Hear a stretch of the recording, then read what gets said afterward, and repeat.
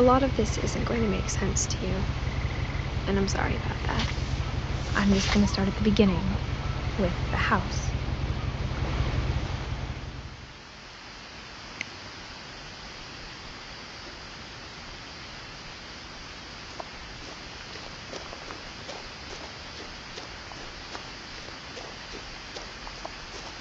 I lived here until I was 11, but I wasn't allowed inside half the rooms.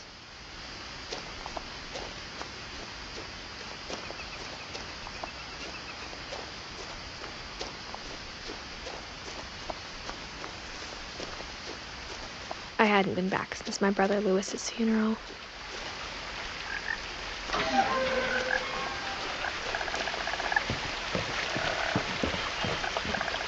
In her will, my mother left me a key, but didn't tell me what it unlocked. Maybe she thought I'd know, or she thought that the mystery would be enough to bring me back.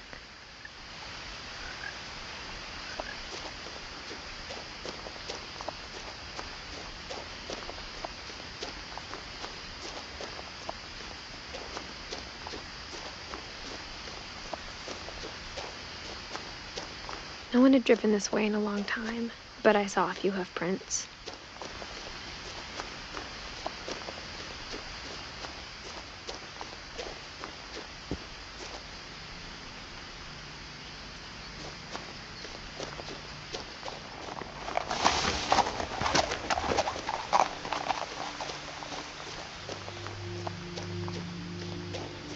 The truth is, even after I inherited the house, I never thought I'd come back to it. But now I had questions about my family that only the house knew the answers to.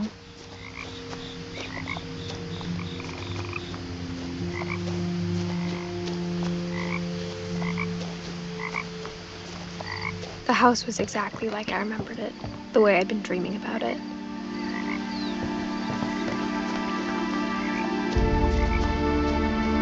As a child, the house made me uncomfortable in a way I couldn't put into words. Now, as a 17-year-old, I knew exactly what those words were.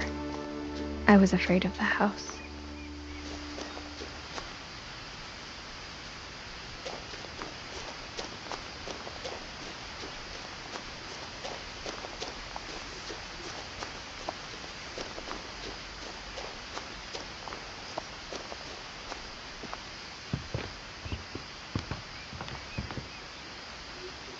I hoped the key might unlock the front door.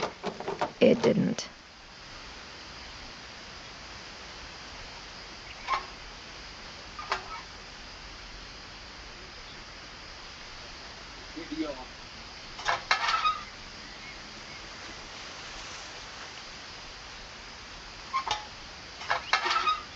Looking in, I felt like the house itself had been waiting for me.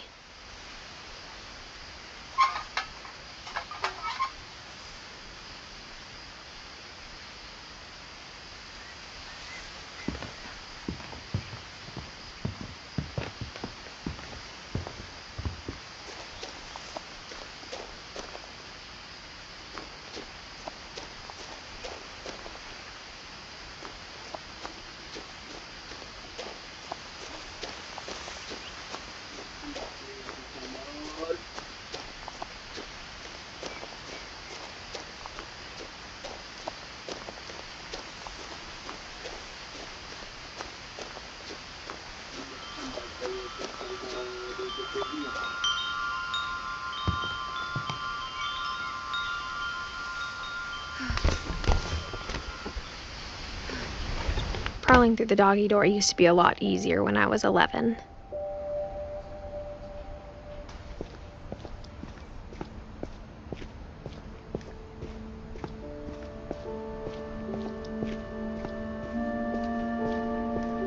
For the first time in years, I felt like I was home.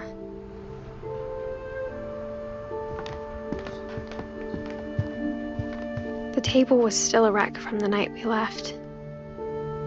It was like a bomb had gone off, killing everyone but sparing the furniture. Nothing in the house looked abnormal. There was just too much of it. like a smile with too many teeth. Even the fireplace had a story. Edie told me the bricks came from the original house after it sank.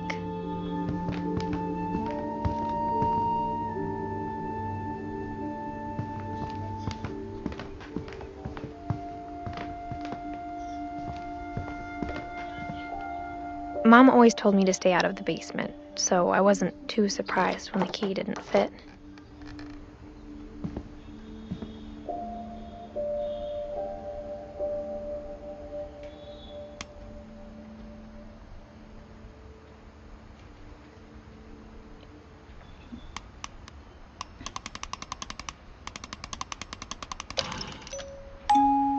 Great-Grandpa Sven built a music box for Barbara, along with the rest of the house.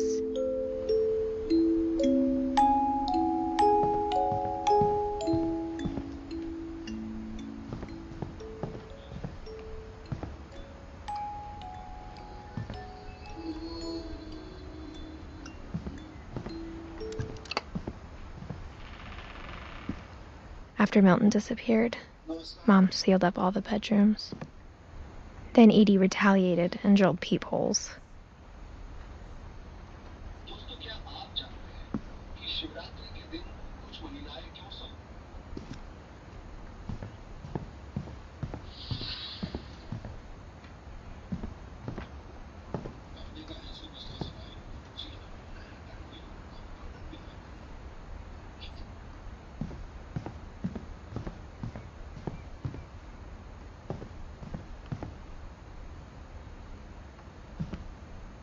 Whenever people ask me about my family, the first thing they always want to know about is Barbara.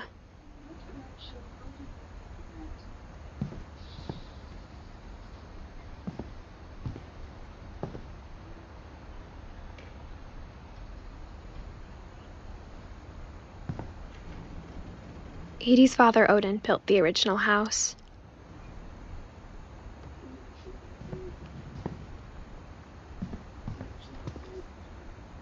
Mom must have locked the third-floor stairs on the night we left.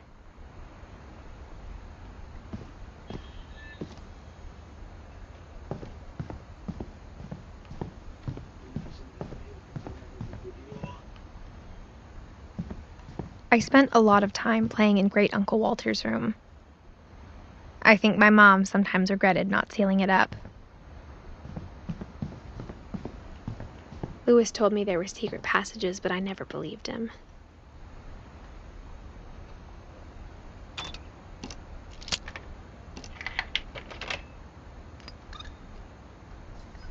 Turns out, my mom was really good at keeping secrets.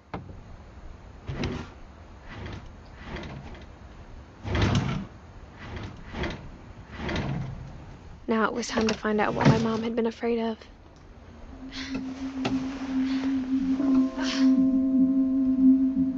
Reading this, maybe it sounds like I had a plan. But I had no idea what was behind that door.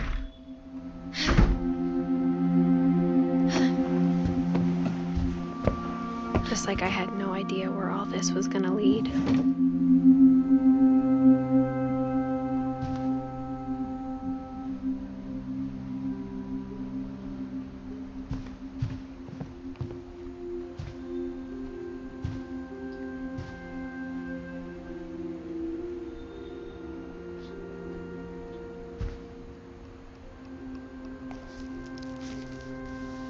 December 13th, 1947. Dear Diary, I'll be gone soon, but I wanted to tell somebody about what's gonna happen. It started when Mom sent me to bed without dinner. I woke up and I was starving, so I looked around for something to eat. The gerbil food was dry, but I didn't mind it.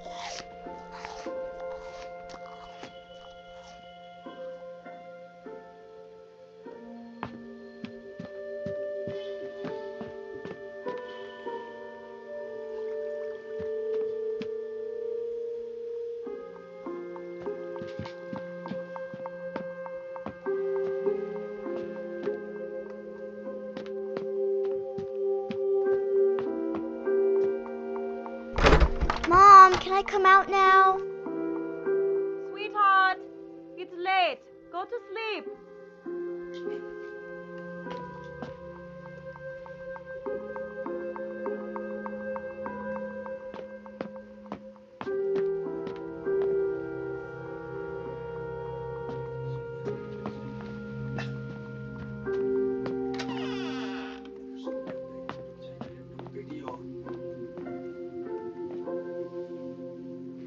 I ate a lot of things that night.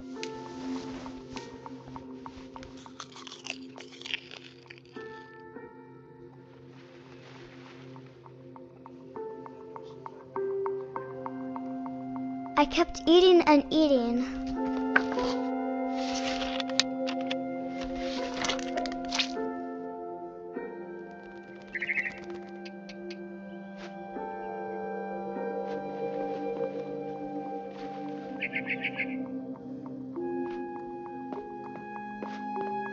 Then I heard chirping outside my window.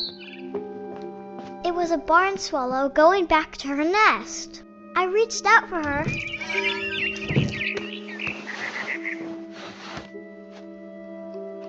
And suddenly, I was a cat.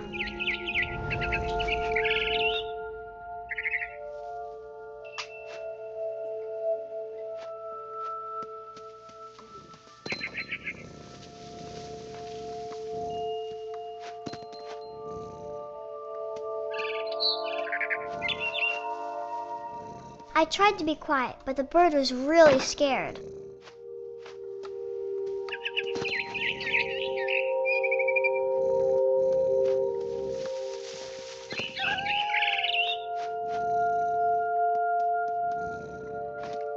Mom and Dad didn't even look at me.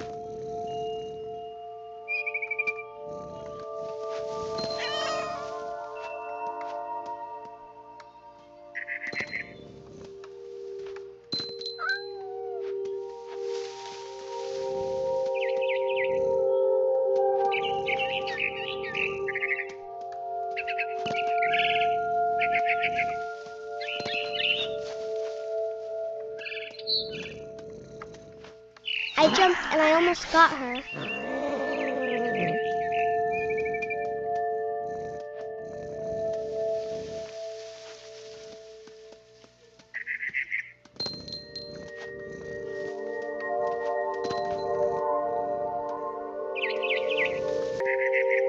I could tell she was getting really tired.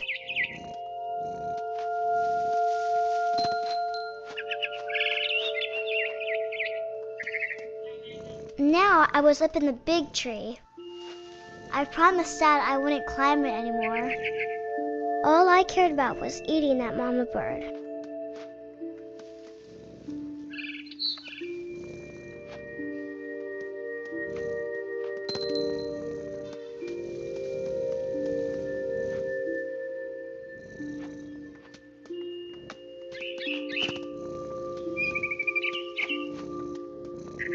I gobbled her up.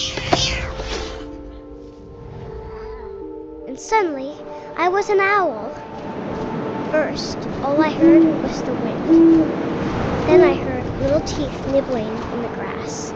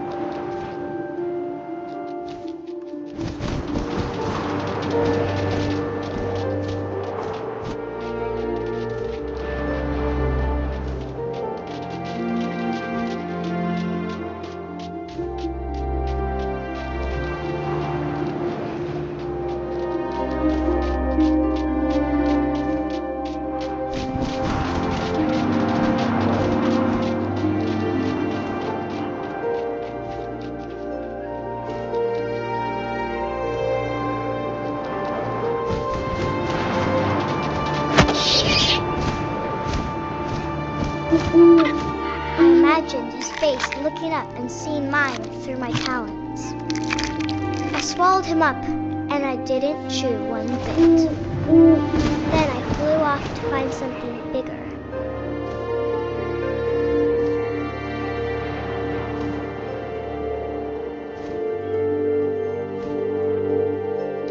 A mama rabbit!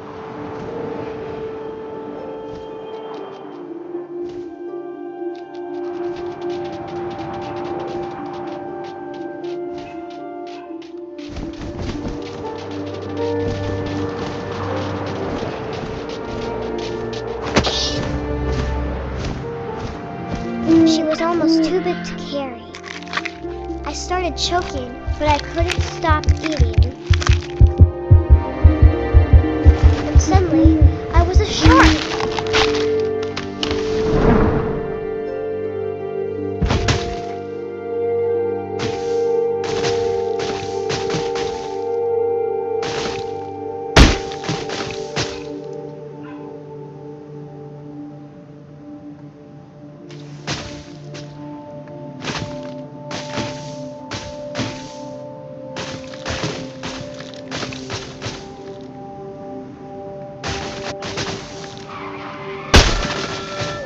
I rolled off a cliff and into the ocean. Now, I was hungrier than ever.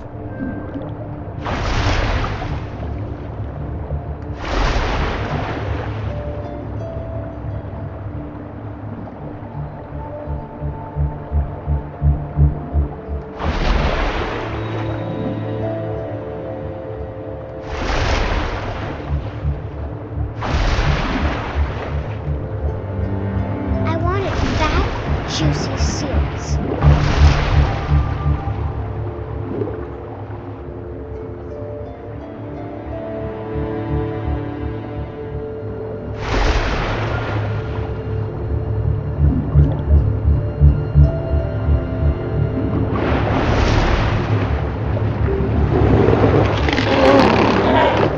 I tore off her flipper, and it tasted really good.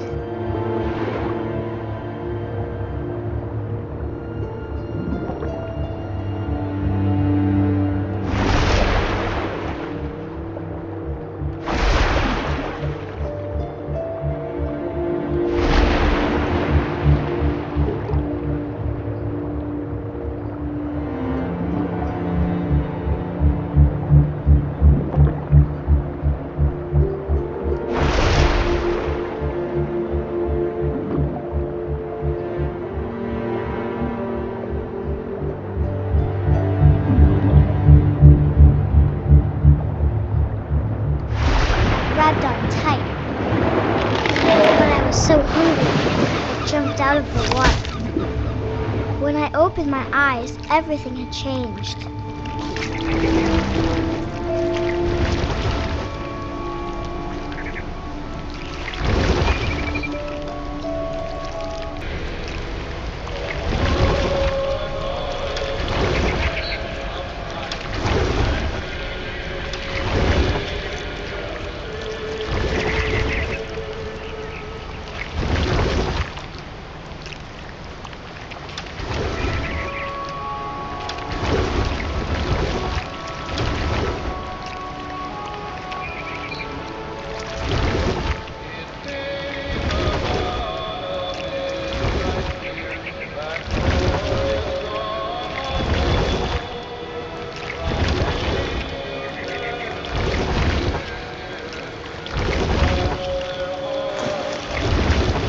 I was big, but I moved real quiet.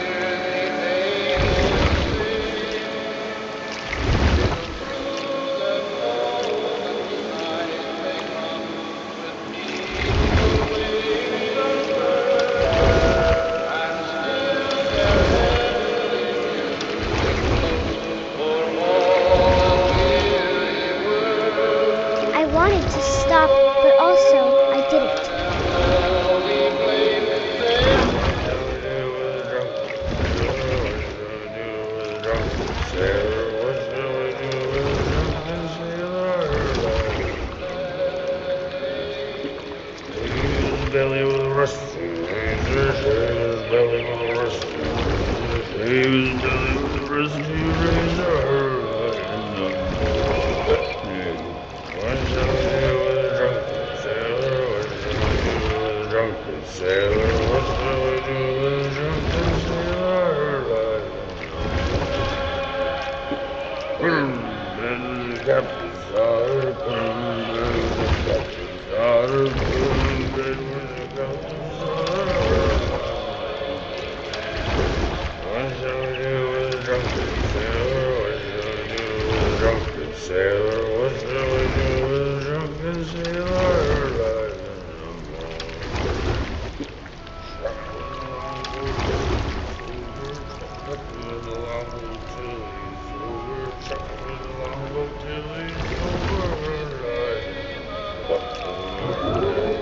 shall we do with a drunken sailor? What shall we do with a drunken sailor? What shall we do with a drunken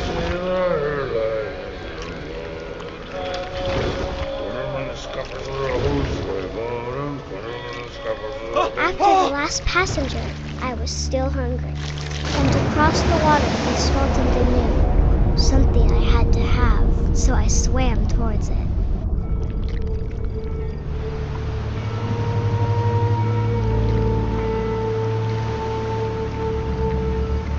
I slithered onto the sand, and the good smell went into an old pipe.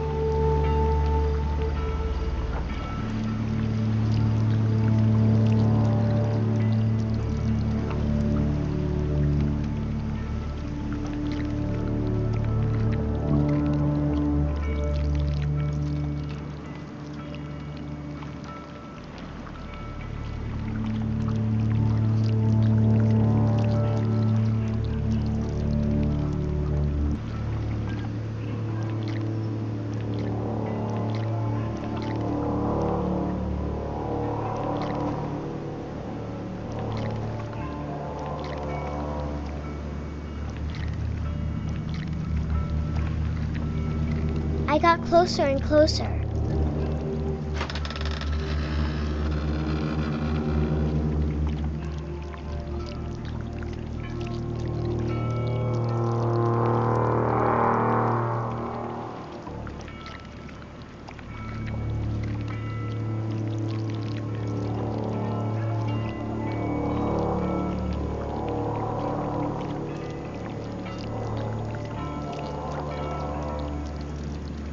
All of my stomach started growling. And suddenly, I was me again. I held my breath for a long time, but I couldn't hear anything. I think it's waiting for me to fall asleep. But it's not going to wait much longer. It needs to feed, and we both know I will be delicious.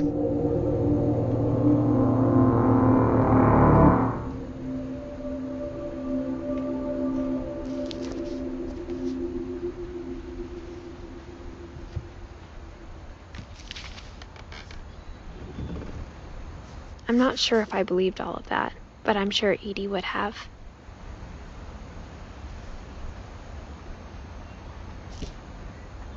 I got the sense Edie had spent a lot of time here, before my mom sealed the doors.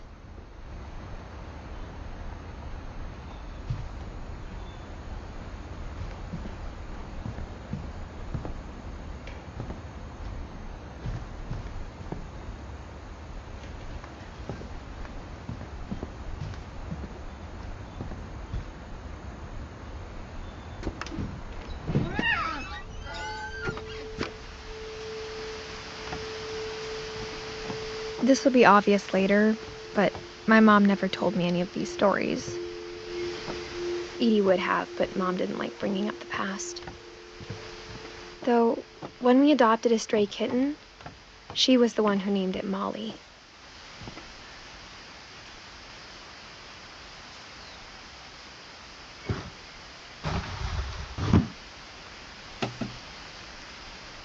I spent a lot of time in Great-Grandma Edie's room. Her room was like a museum.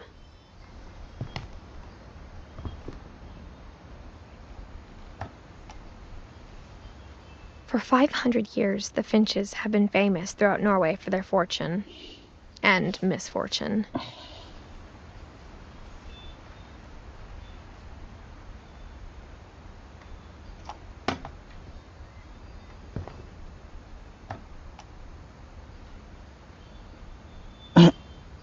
Odin Finch buries the latest victims of the family curse, his wife Ingeborg and their newborn son, Johan.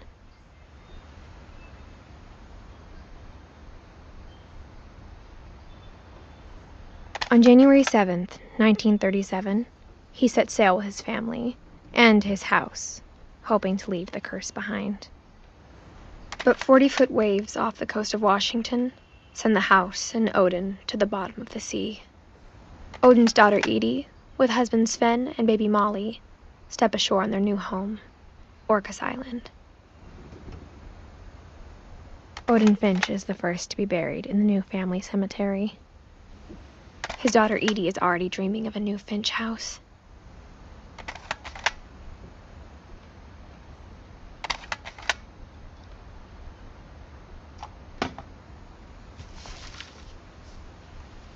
Whatever's wrong with this family, it goes back a long ways.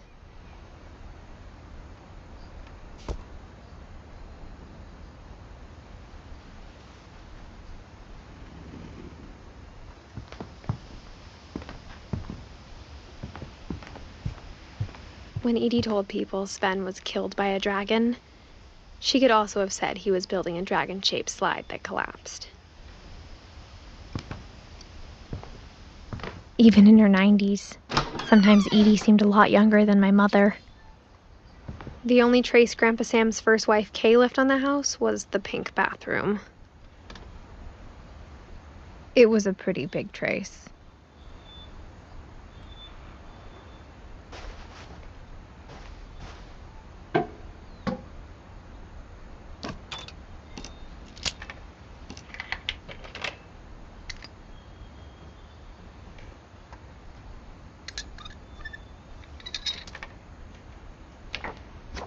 There's a secret in this bathroom. It's in the last place you would look. It isn't in the cupboard. It's hidden in this book.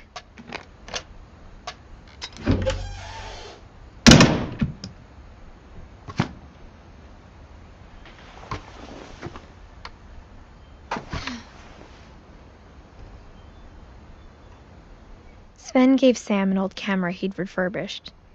He never put it down.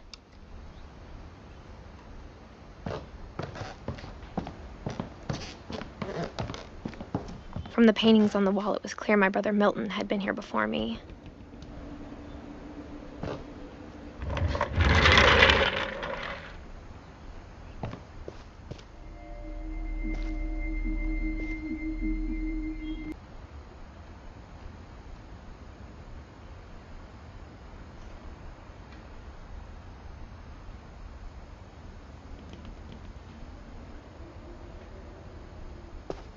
I knew Grandpa Sam had a twin,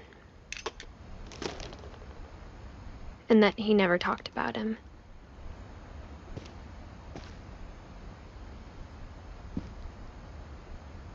I guess my grandpa didn't like history any more than my mom did.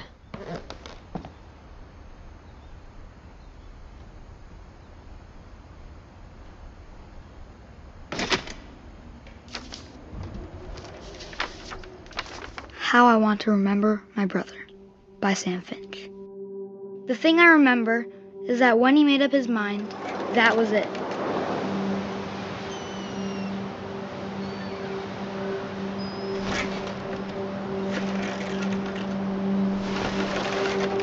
My brother said he'd die before he ate another mushroom, and he did.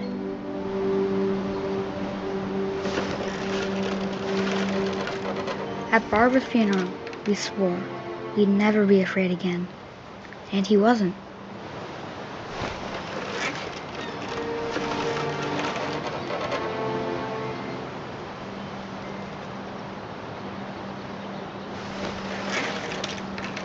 I think Calvin always wanted to fly.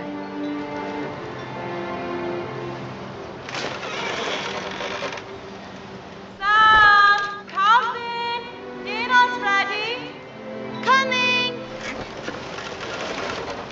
But that day, he finally made up his mind to do it.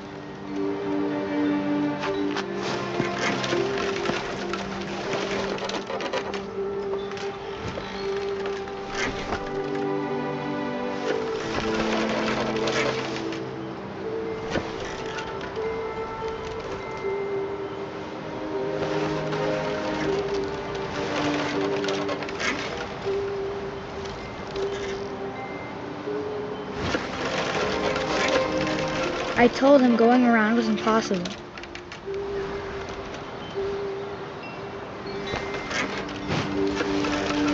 Maybe if I hadn't said that,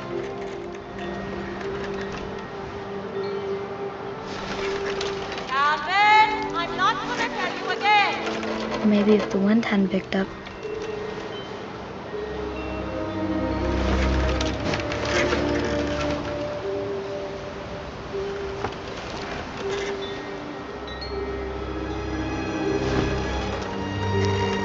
then maybe he'd still be here.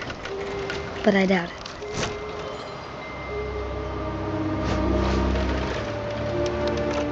I think he'd already made up his mind.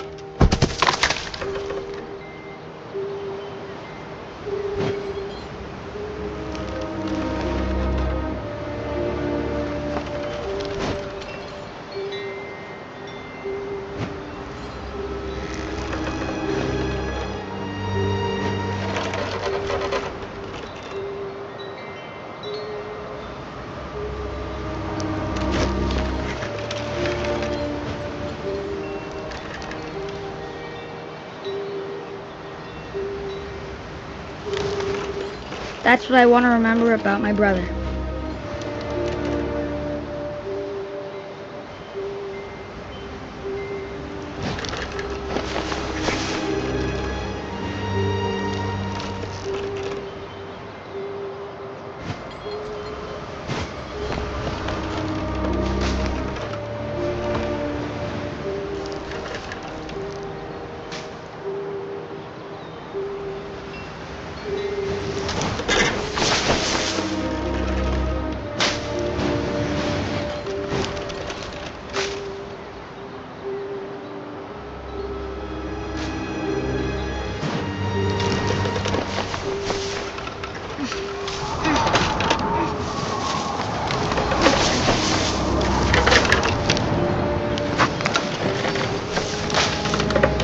The day he made up his mind to fly. And he did.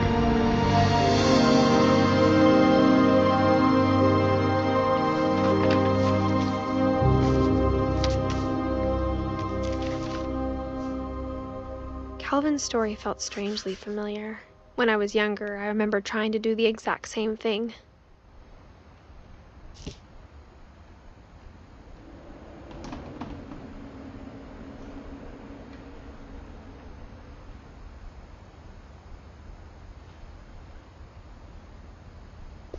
After the funeral, Edie roped off Calvin's half of the room.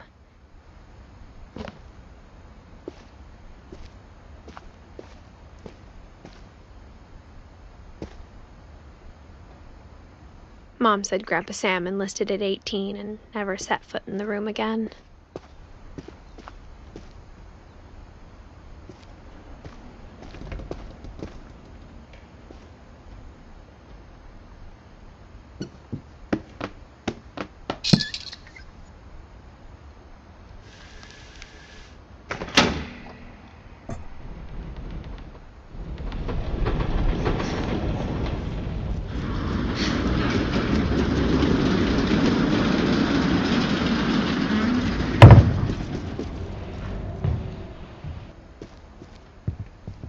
The passages were a pretty tight fit. They'd obviously been built for smaller hands and bellies.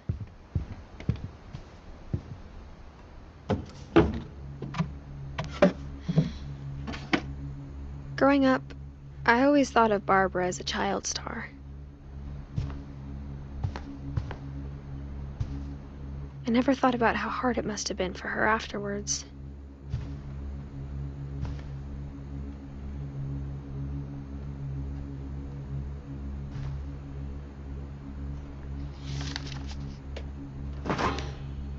A Of all the stories people wrote about Barbara's death, I'm surprised Edie saved this one.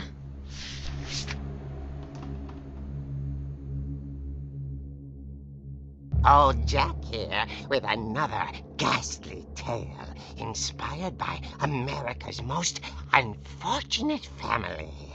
I'm calling it The Surprise Ending of Barbara Finch. As a child star, Barbara was famous for her scream.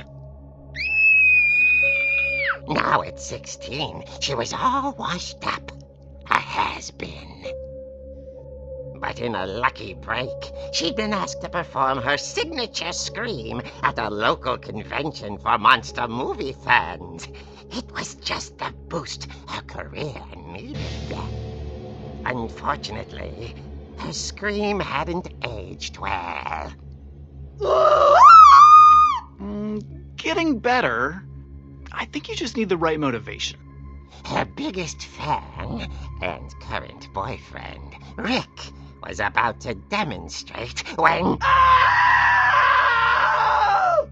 Now that was a great scream. It was Barbara's father, Sven. He'd slipped into a table saw and had to be rushed to the emergency room. So Barbara got stuck babysitting her youngest brother, Walter. Her convention comeback was cancelled.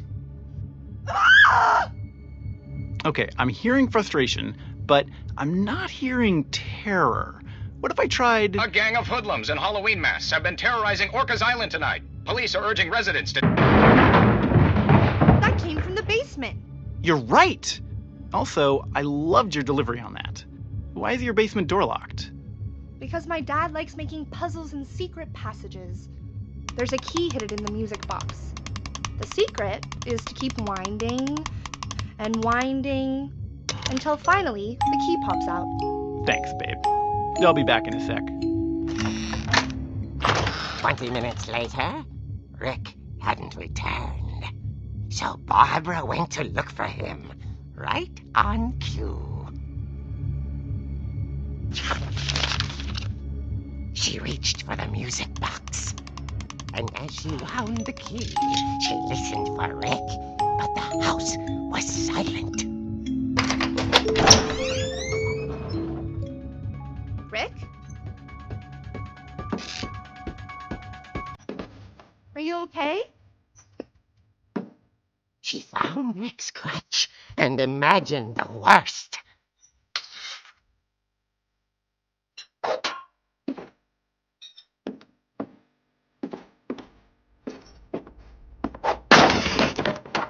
The gang's leader is the infamous Hookman Killer, Dr. Carl Hamill, who impaled and then ate his family 10 years ago tonight.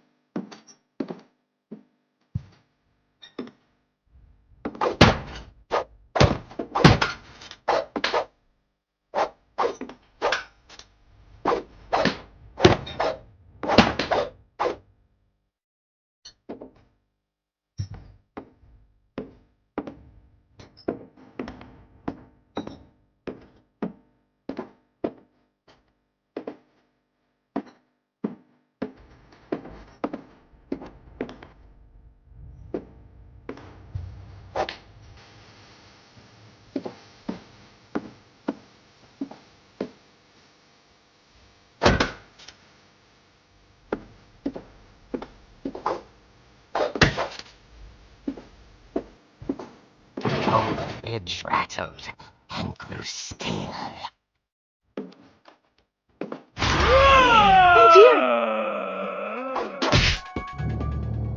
Oh! Rick?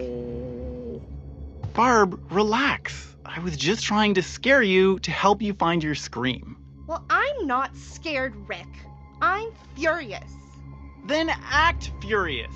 All I'm getting from you now is that you're hurt and confused and you're... She threw him out, but she kept a little something to remember him by. Barb, have you seen my other crutch? And she was still holding it when she fell asleep watching the Late Late Picture Show. Hours later... Barbara! Walter, what's going on up there? Ah! Okay, I'm coming up, but if this is a trick, you're dead, Walter.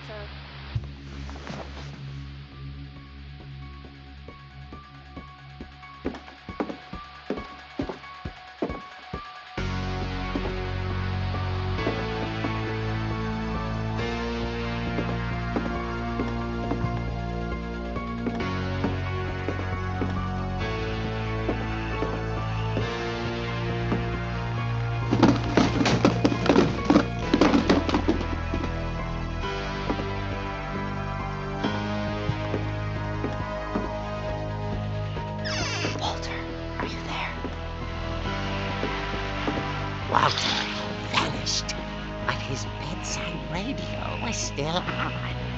Orcas Island police describe the man as 6 feet tall, with a steel hook for a hand. Residents are urged to lock all doors and windows and notify the police of any suspicious activity.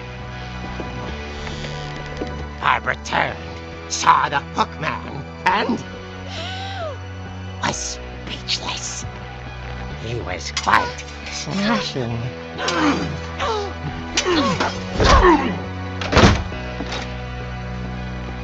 And he was. He couldn't get enough of Barbara. Okay, Barbara, there's gotta be another way out of here.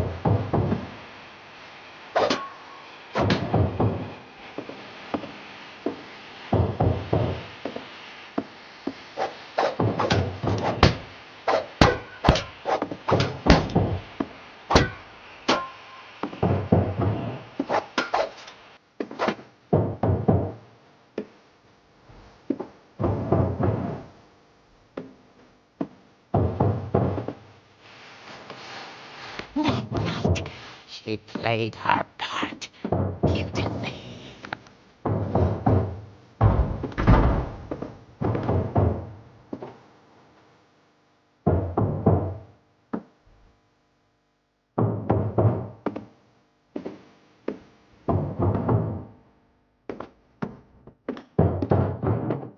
She thought about abandoning Walter, but just couldn't do it.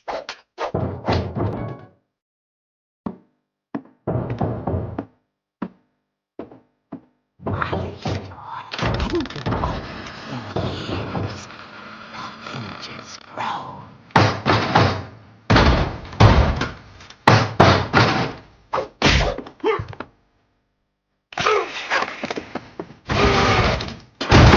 He wasn't moving, but she sensed the story might not be over yet.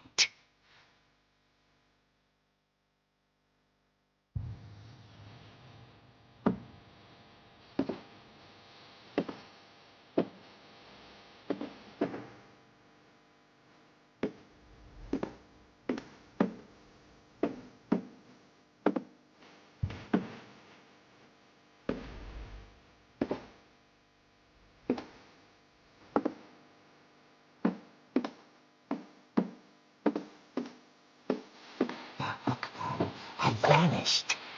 She listened for his breathing, All she heard was...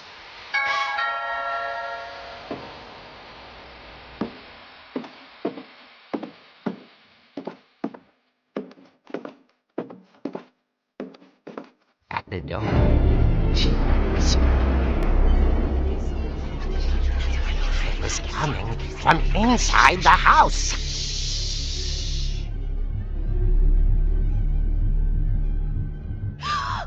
Oh dear. The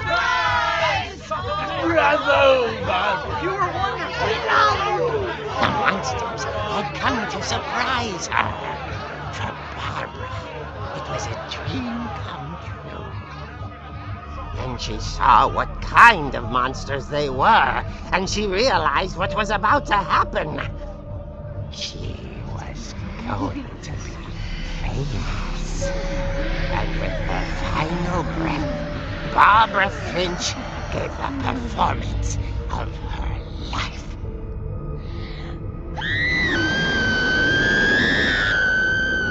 I wasn't there myself, but I hear Barbara was magnificent. Poor girl. She had a taste for stardom. But unfortunately, so did her fans. Of course, the police blamed it all on poor Rick, who disappeared the same night. And little Walter? Hiding under his bed the whole time. He took it all pretty hard, but that's another story.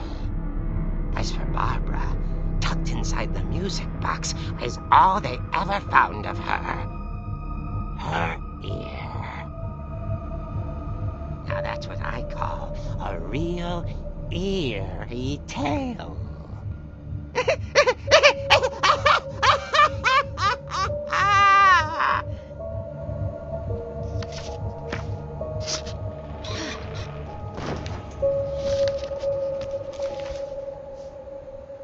Edie told me all Barbara wanted was to be remembered, as absurd as that comic was. Maybe what Edie saw was a happy ending.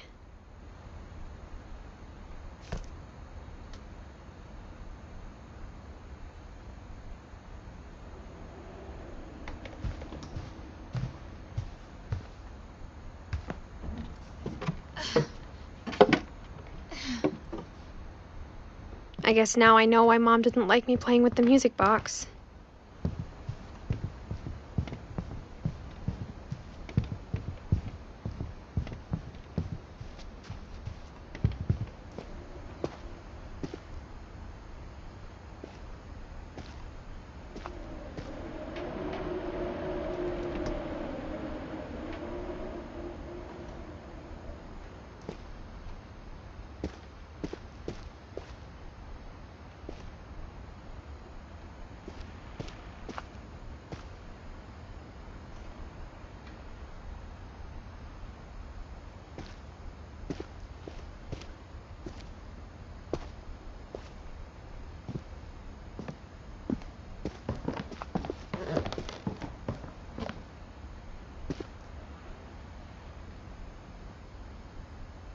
It's funny.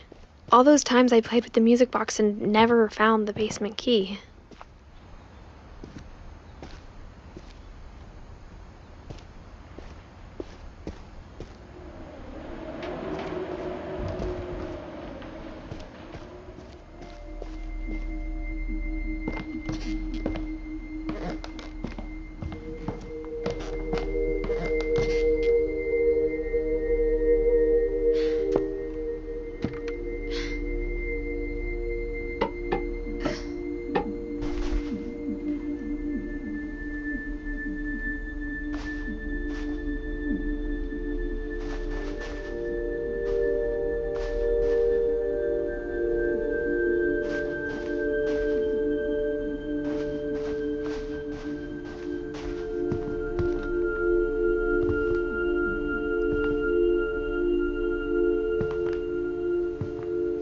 One summer, they evacuated the island, but Edie refused to go. For a few weeks, she was a celebrity.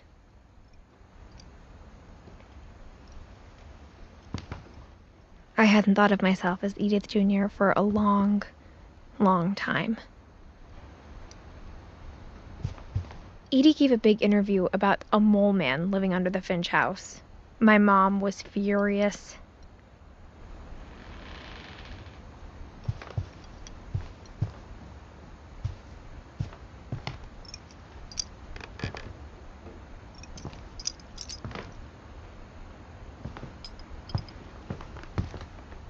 Louis died a week before we left, but Edie had already started to memorialize him. I wonder if that comic was right about there being a key inside the music box near the basement.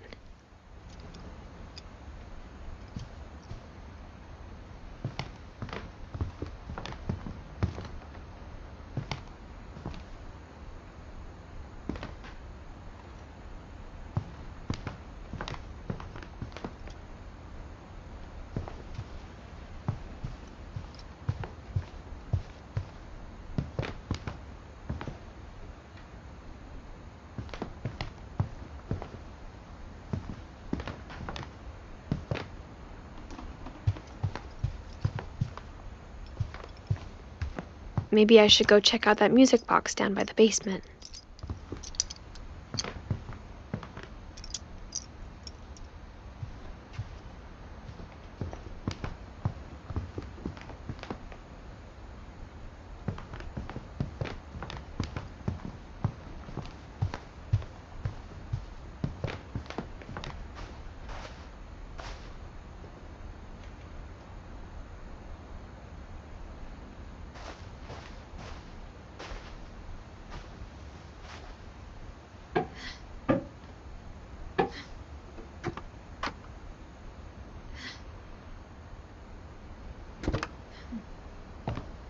If I keep winding the music box, maybe a key will pop out like it did in the comic book.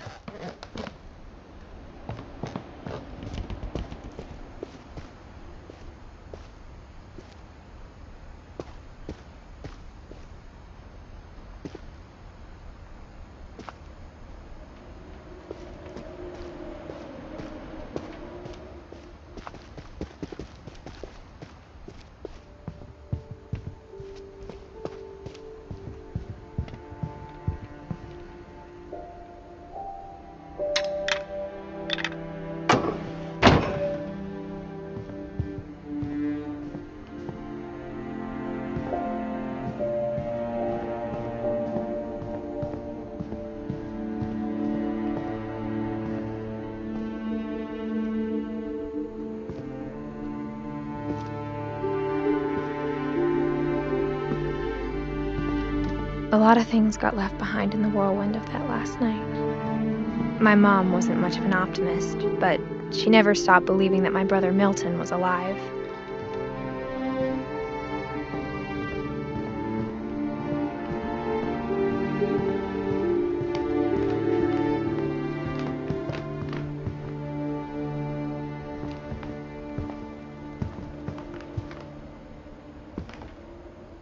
My mom was the only one of us who could imagine Great-Grandma Edie living in a nursing home.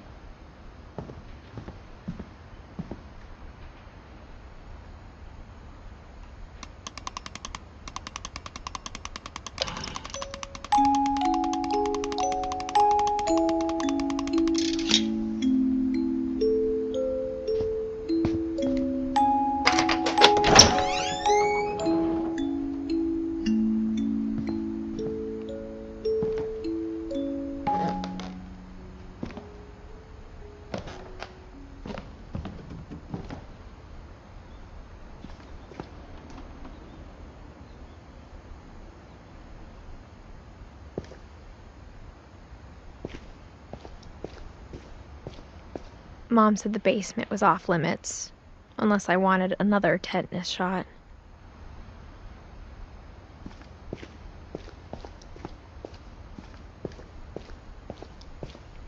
I saw Edie sneak down to the basement once, carrying packages.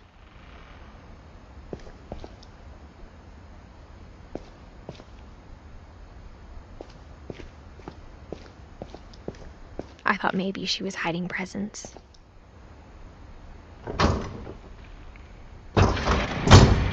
It turned out she was hiding a lot more than that.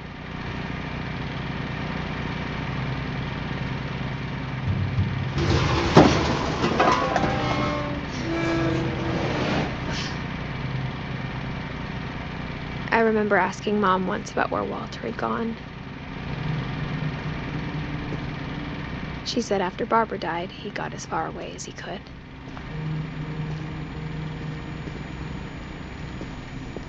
If there's a pattern in all these stories, I think it's that none of us has gotten very far.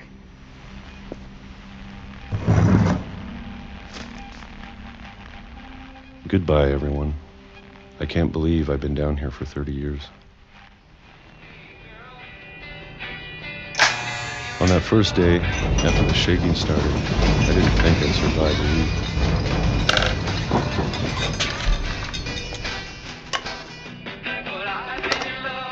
But after a few days, I settled into a routine. That's what kept me sane. Having a schedule, living for today. I always expected to be dead tomorrow. But if you wait long enough, you get used to anything.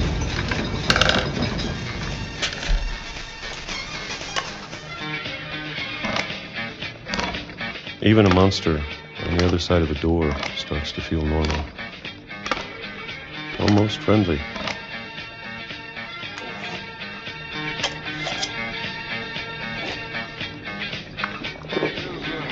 And then one day, everything just stopped. Whatever that thing was, it was gone. Maybe it got tired of waiting. Or maybe I just got tired of being afraid.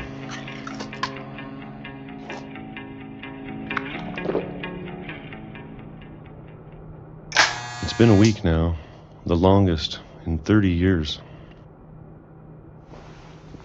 I'm done waiting. I have to leave while I still can.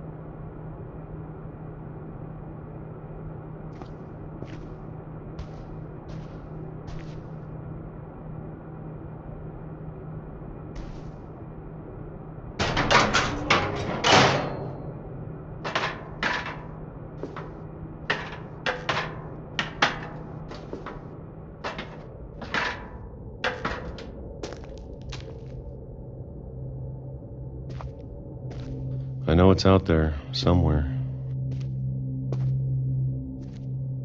Whatever killed Barbara and Molly.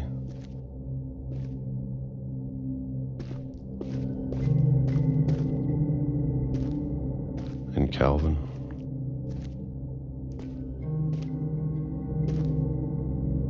Maybe this is all a mistake. But I need to stop living the same day, even if it kills me.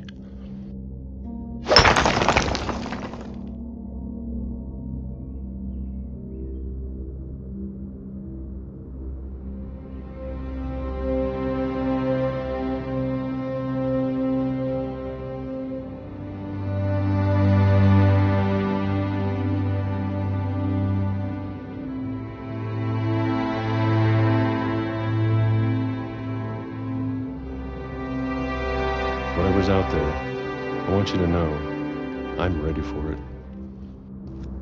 I'm going to appreciate all of it, especially the food. I don't mind if I only have a year left, or a month, or a single week. I'd be happy with one new day. I can already imagine the sun on my face.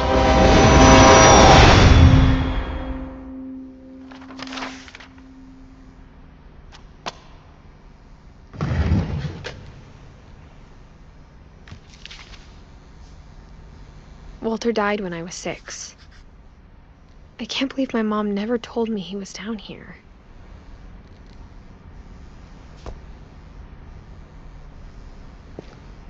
I'm sure my mom was trying to protect me.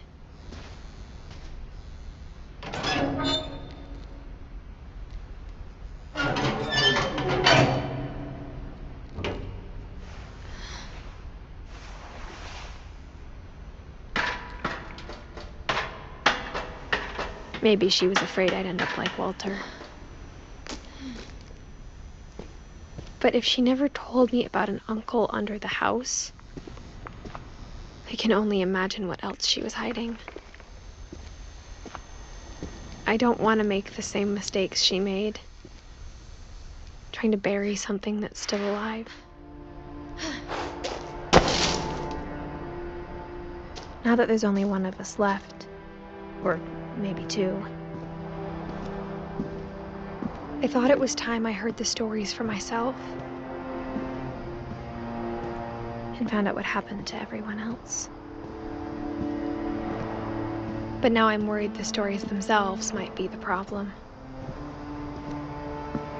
Maybe we believed so much in a family curse, we made it real.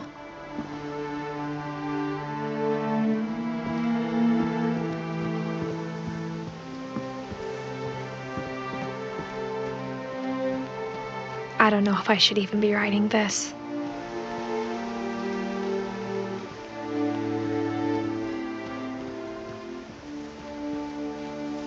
Maybe it'd be better if all this just died with me.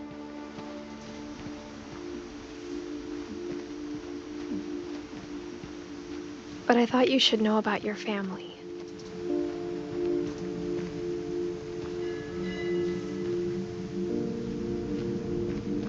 And the history you're a part of.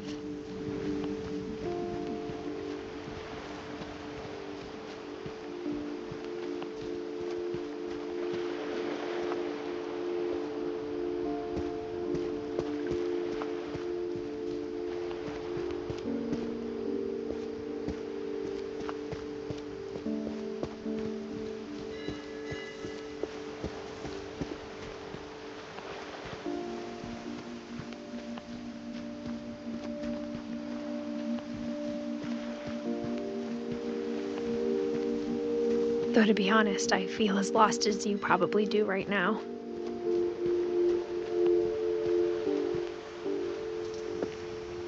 I think the people in these stories believed them, for what that's worth.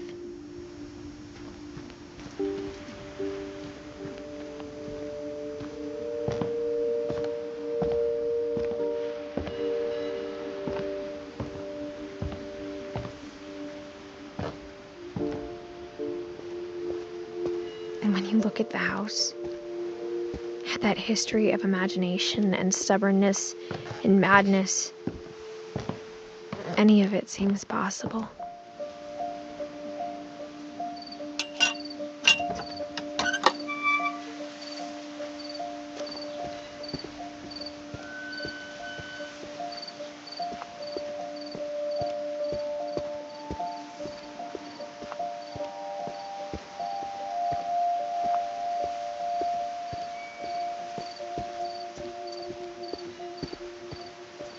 I think we've been surrounded by death for so long, we've just gotten used to it. What kind of family finishes building a cemetery before starting the house?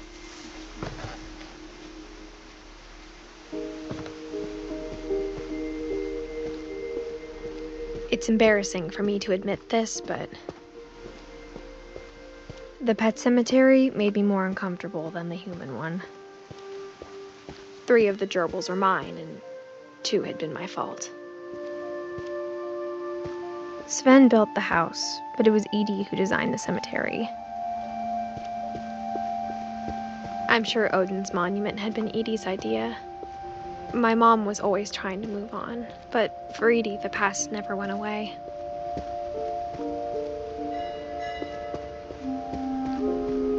She could see it poking out of the water at low tide.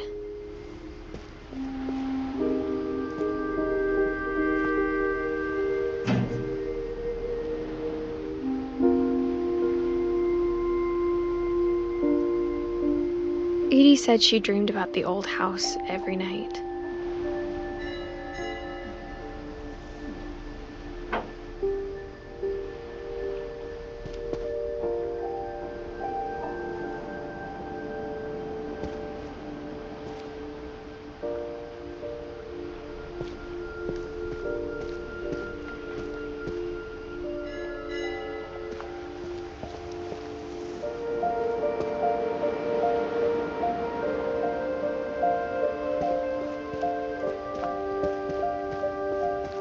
Edie's side was always easier for me to understand. But the older I get, the more I can see where my mom was coming from. Her dad had been pretty strict, but it wasn't enough to save her brothers. She was just trying to do better.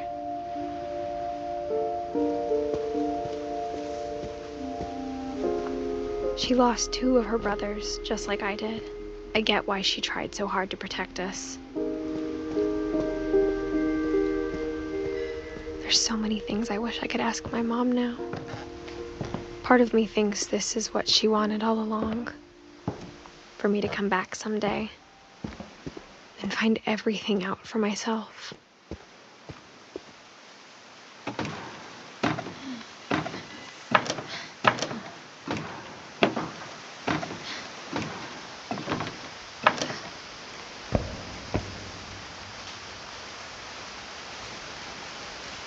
But looking back on it now, if she told me there was going to be so much climbing, I never would have come when I was 22 weeks pregnant.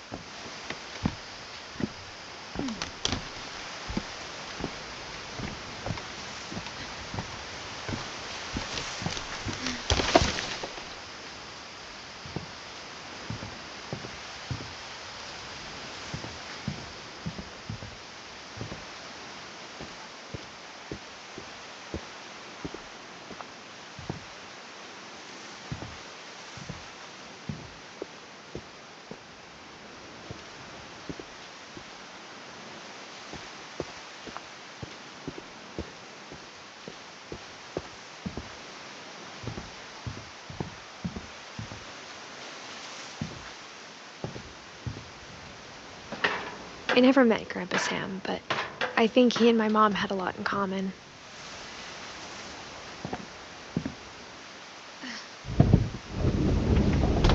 They were both pretty intense.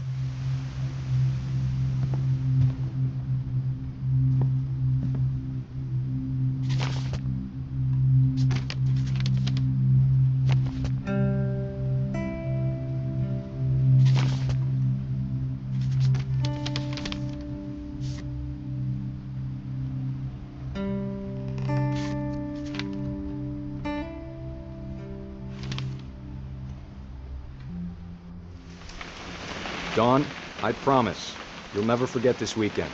Yes, sir. These memories are gonna last a lifetime. Am I gonna have to shoot anything? It's a hunting trip, Dawn. Shooting is strongly encouraged. Shouldn't we be leaving? Just want to get a shot of you, Dawn, then we can take off. I'm over here, Dad.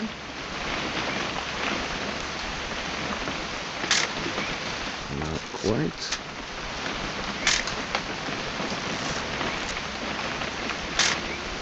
Just need to get a shot of you, Dawn, then we can hit the road.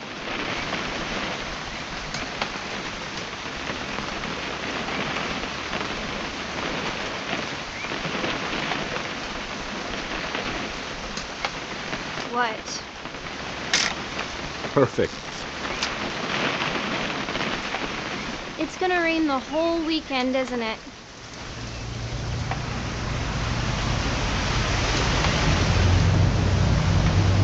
I will never forget this weekend, Dad. That's the... Okay, got it. I'm gonna take some pictures, okay? Just be careful. That camera's older than you are.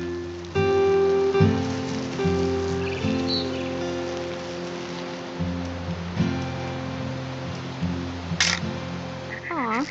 You're right, Dad. It's starting to clear up. Still freezing, though.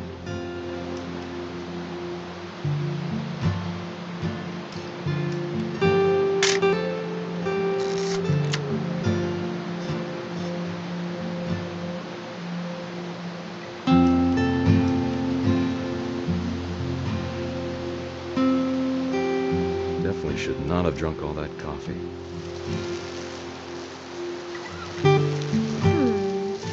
Hold still while I take a picture of you.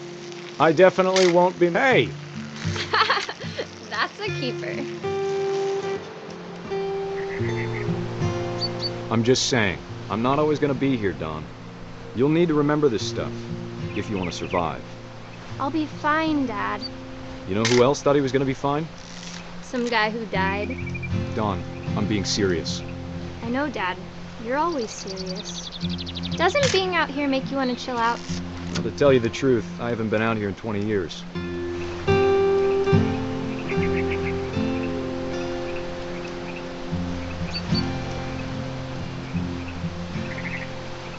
Last time I was with my brother Calvin. Man, that was a great trip. Your grandpa Sven taught us how to fish, how to build a fire.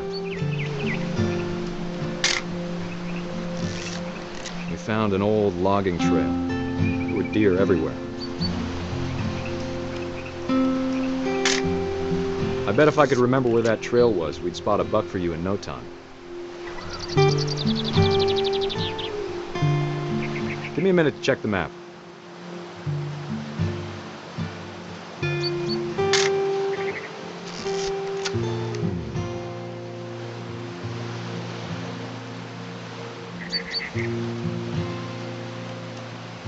Let's see. Don, don't you think you could find something more interesting to photograph?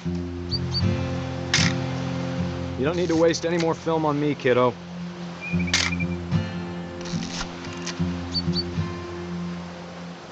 Maybe.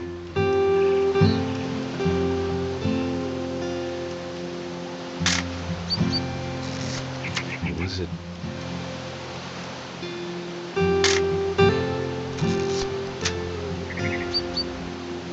Could have been...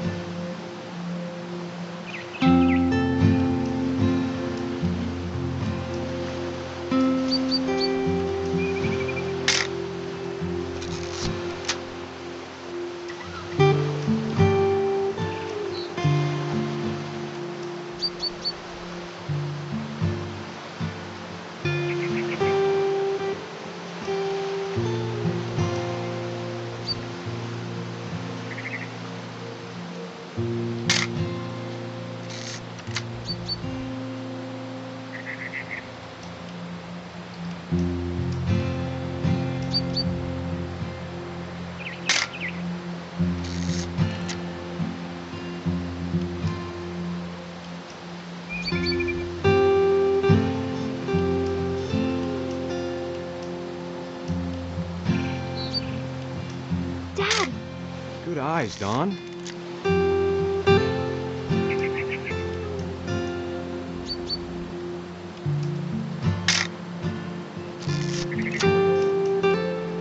Before you take the shot, let me get a picture of it.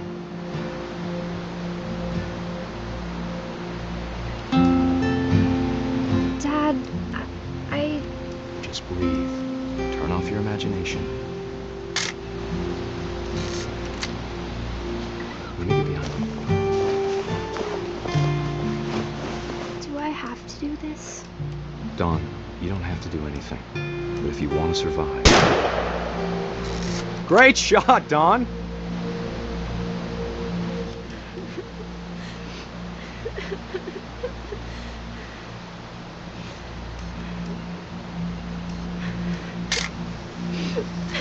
I'm proud of you, Dawn. Always remember that, okay?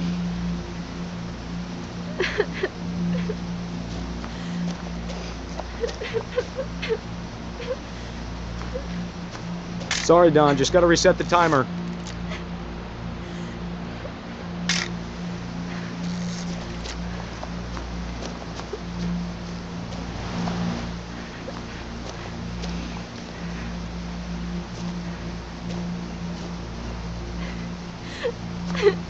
Hang on, kiddo. Just trying to get a shot of the two of us together.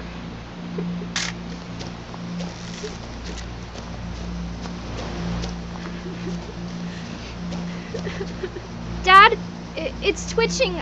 I think That's it's totally normal, Don. Just focus on the camera. Try not to think about... Dad!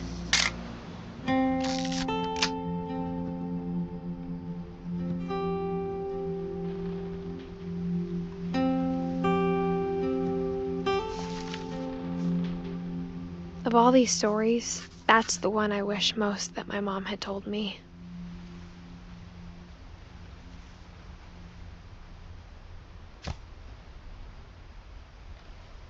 Sam spent his life shooting photos, but Mom said he got nervous being in front of the camera. I guess we're all afraid of something.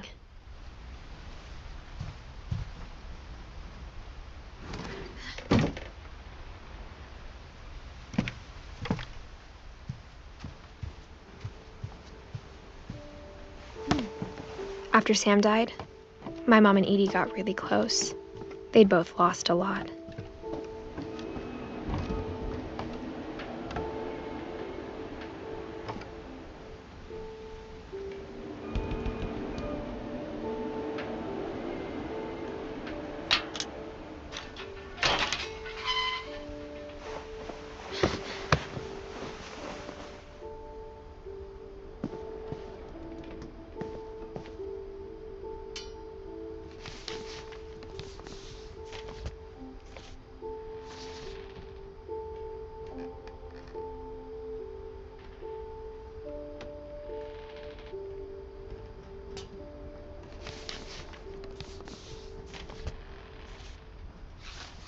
Dear Kay, do you remember the way Gregory used to laugh when he thought he was alone? Like something funny was happening, but only he could see it. I think he saw things the rest of us don't.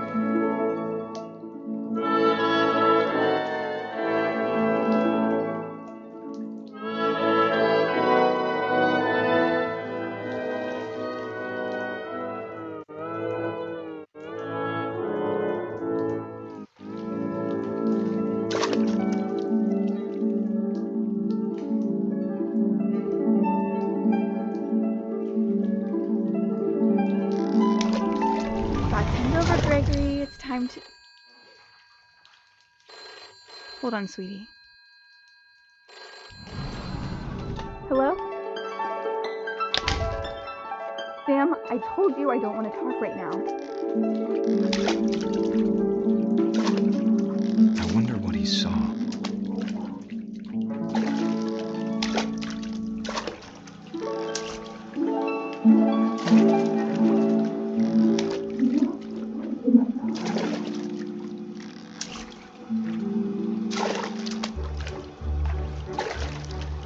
Reminded me so much of Calvin.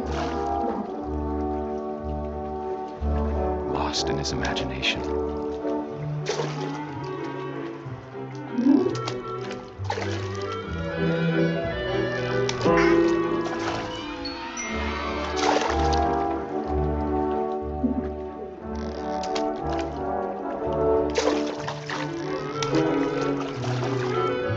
Whatever it was, he saw.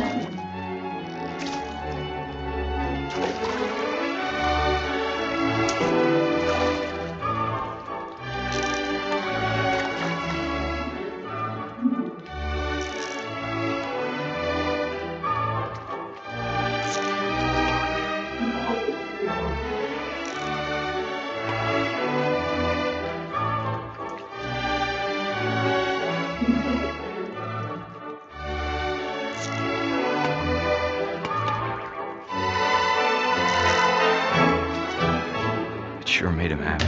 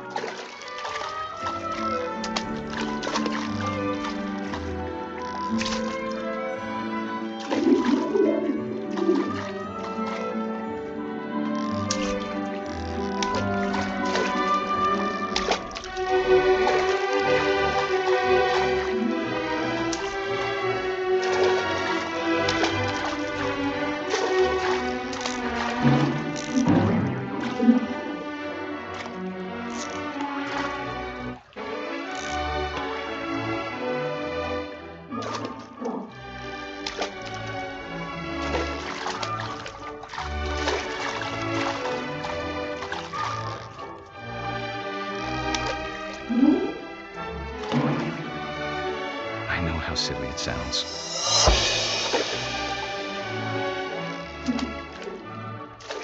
But I worried about a baby being too happy. But I could feel him slipping away. Sorry about that, Gregory. I know you did everything you could. Maybe if I hadn't called that night. Damn it. Hold on, I don't want Gregory to hear this.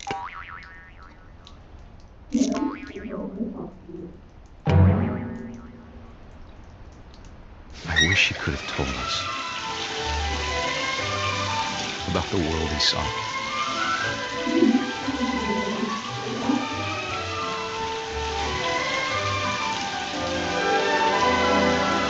There's so much I don't understand about Gregory, about everything.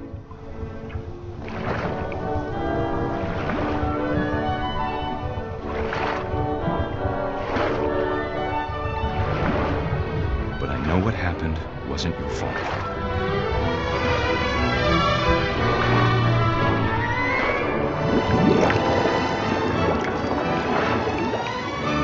I'm sure he's happy.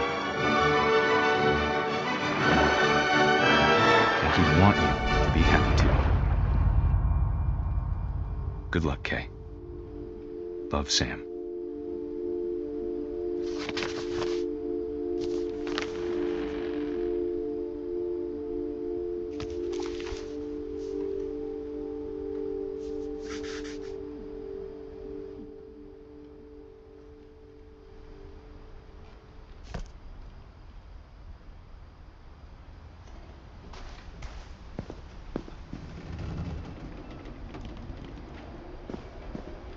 I can't imagine my mom ever writing poetry, and yet...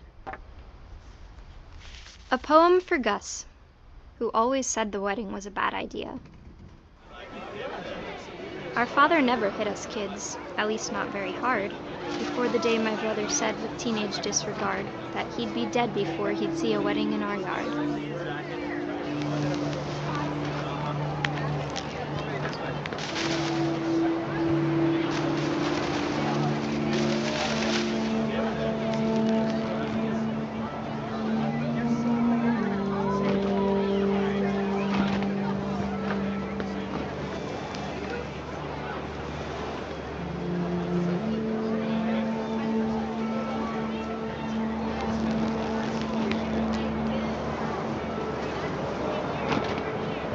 father made him come, of course, but Gus stood far apart, just flew his kite and bottled up the storm inside his heart.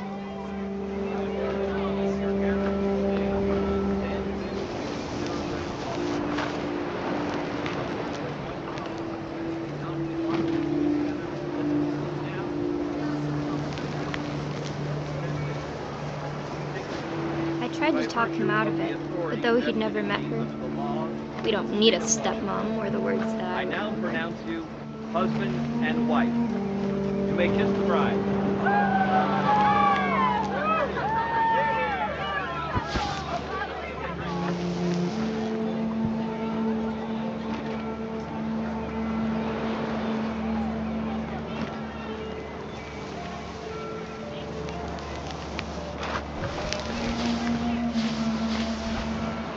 When the time for photos came, Dad ordered him to come here. But Gus declined, and as a sign held up his middle finger.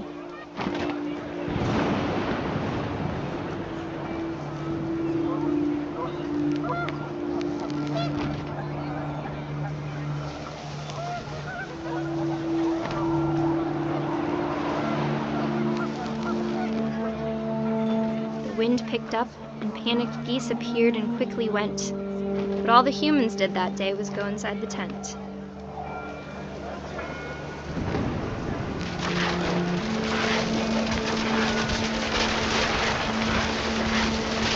The rain came down in buckets then, but no one seemed afraid that nature might destroy the tent our dad had crudely made.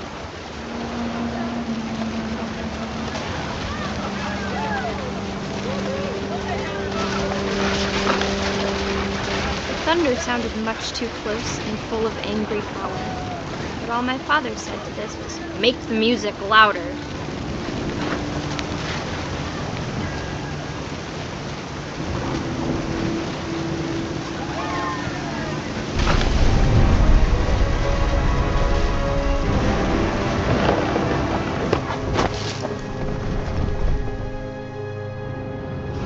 I wish that I could truly say I thought about you on that day. Out there on the beach alone, just you, the wind, the sea, and foam. But I didn't, until we found you.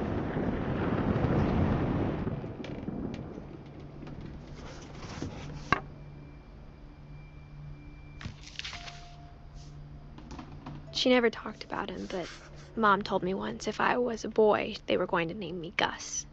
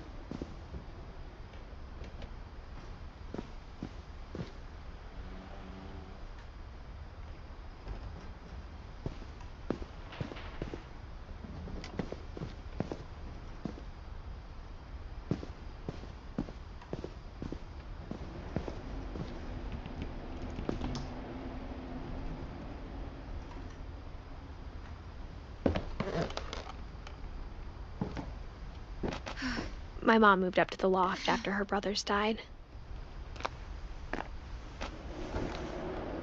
At the time, it was as far away as she could get.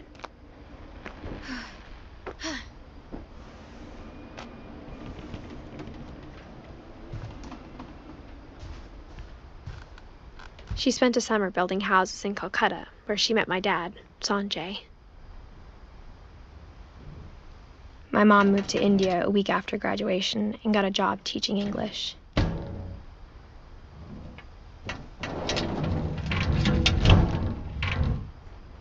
Louis was born a year later.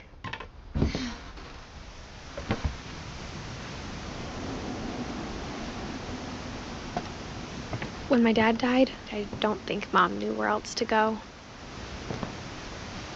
I'm sure Edie was happy to have her back. The house had to get a little bigger, but Edie was used to that.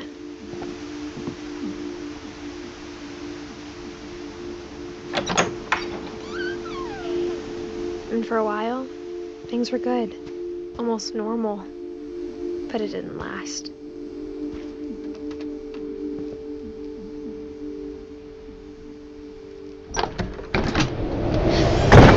The beginning of the end was Milton's 10th birthday, when Edie gave him a castle.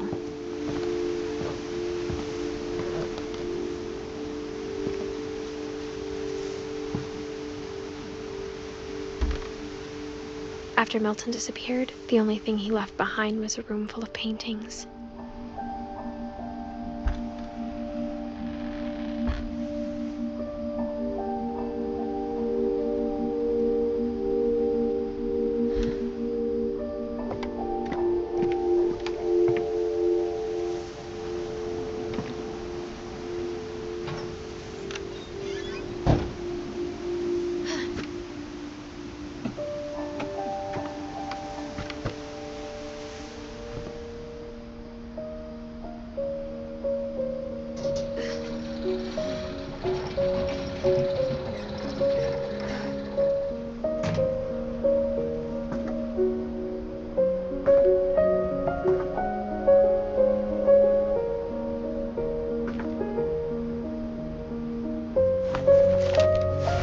Milton Finch in The Magic Paintbrush.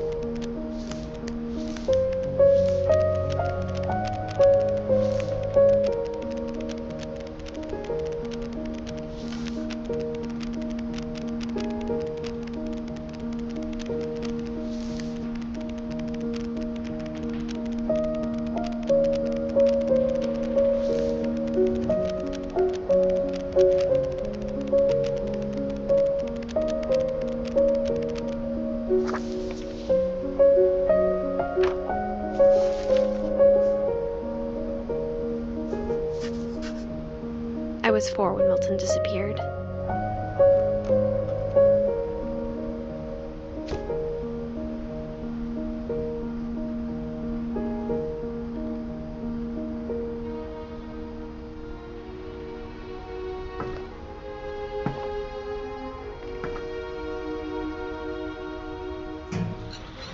Mom spent months searching for my brother. Then she sealed the doors.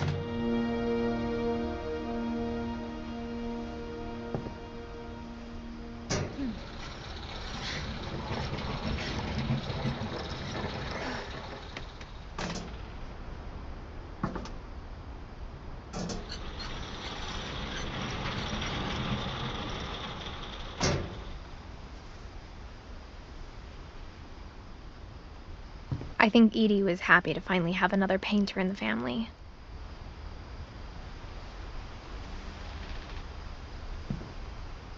Whatever Milton had found in the house, Mom didn't want it getting out.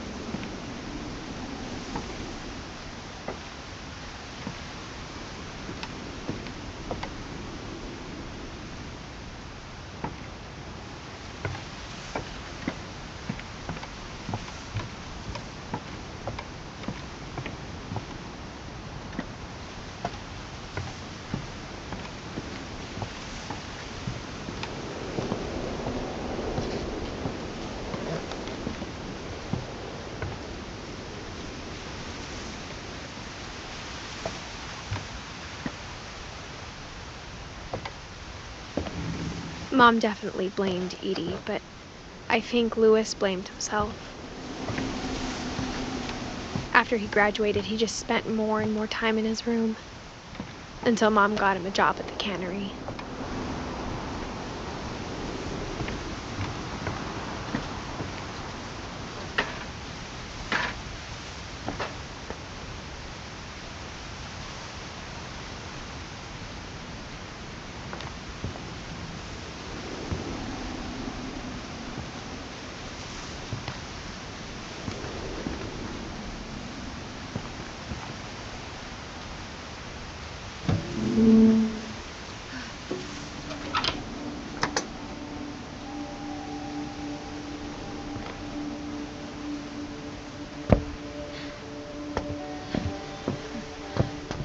Louis's room smelled very, very familiar.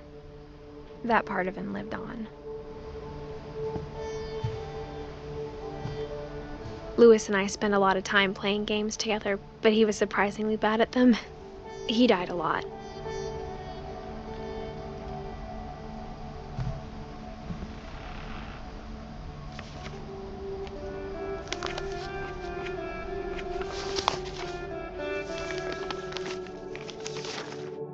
Dear Mrs. Finch, as Louis's psychiatrist, I can understand your desire for an explanation. As I see it, the trouble began in January, shortly after we convinced your son to seek treatment for substance abuse. Newly sober, I believe Louis first noticed the monotony of his daily life.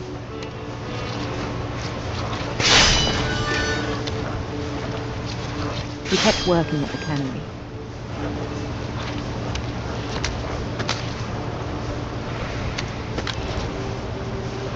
But he withdrew part of himself.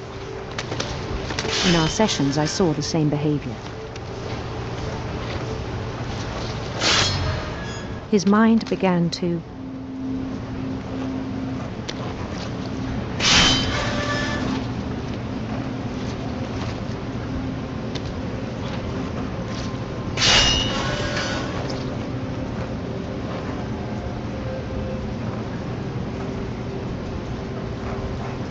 wander.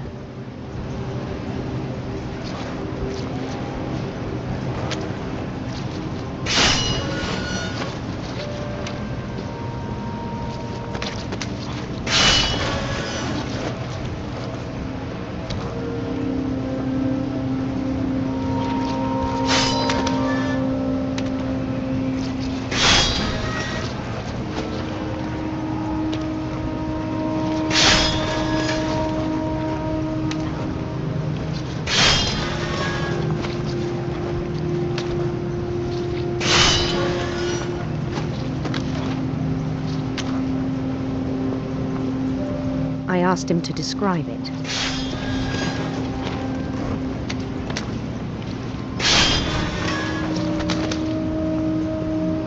He said he started small.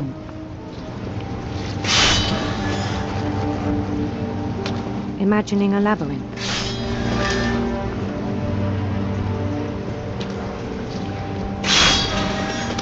He'd feel his way about.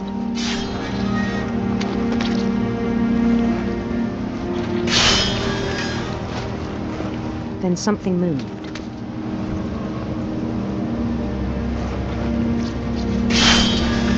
Bats.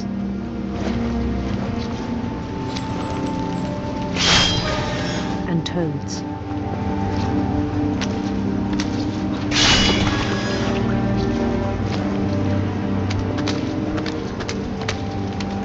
And things that had not names. He knew it was all in his head.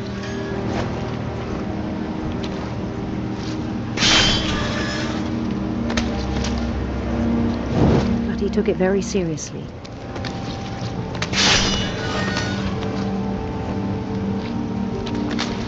I had hoped he'd find himself.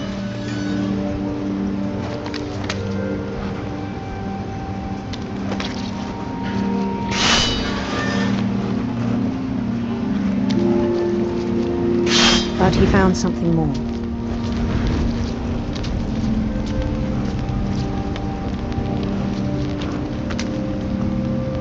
I worried about him then.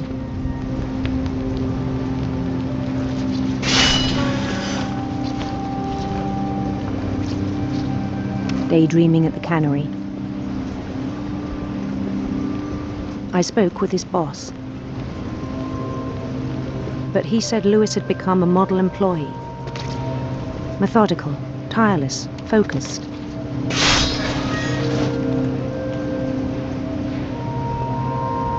Like a whole new Lewis. So I let him go on.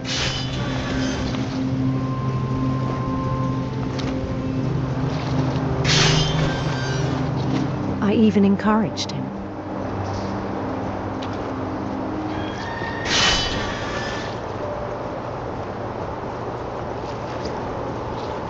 It seemed very promising at first. He told me he'd made a new friend.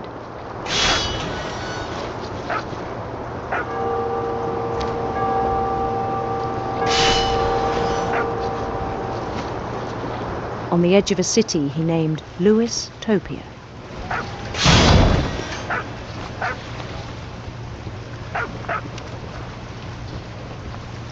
He built the city up slowly, brick by brick.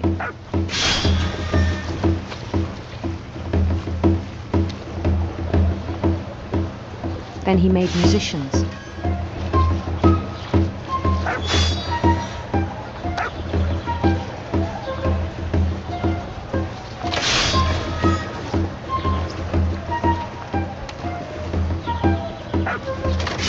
And songs for them to play.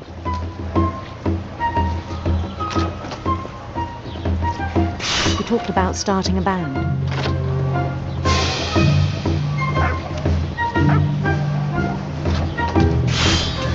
And he was always humming something.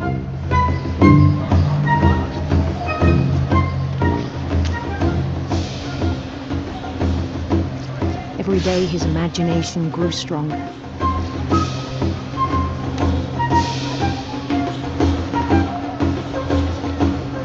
He no longer spoke at the cannery. But his chopping was as reliable as ever. Then one day it struck him that all the cheering crowds, even the stones under his feet, were all in his imagination. So he could do whatever he wished.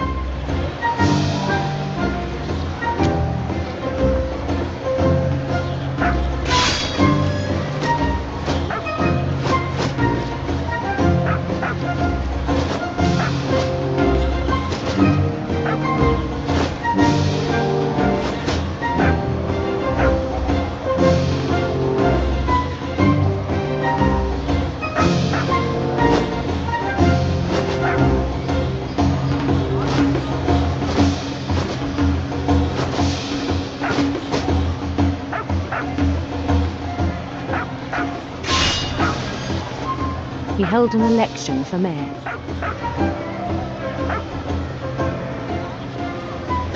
And he won.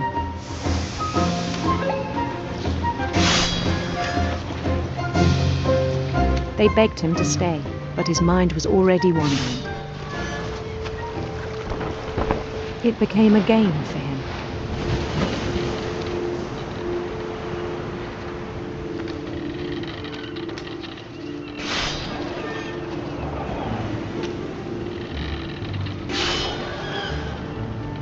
He'd conquer a city, then immediately push on.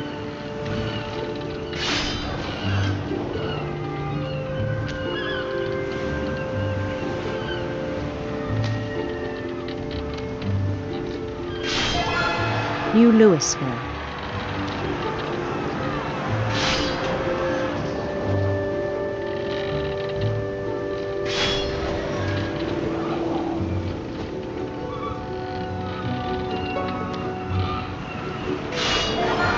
St. Louis.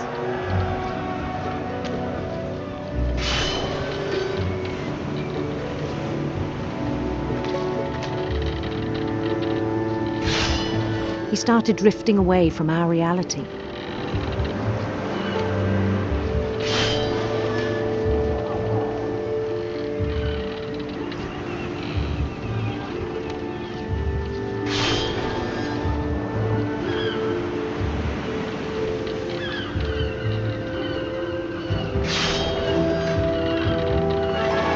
Minneapolis. Until one day he forgot to go home from the cannery.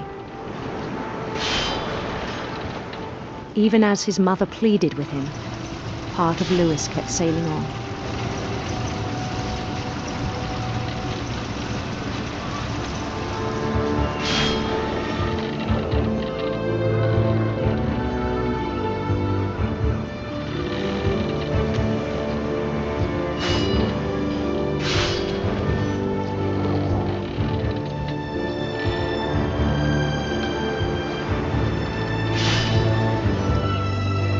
In Lewisburg, he heard rumors of a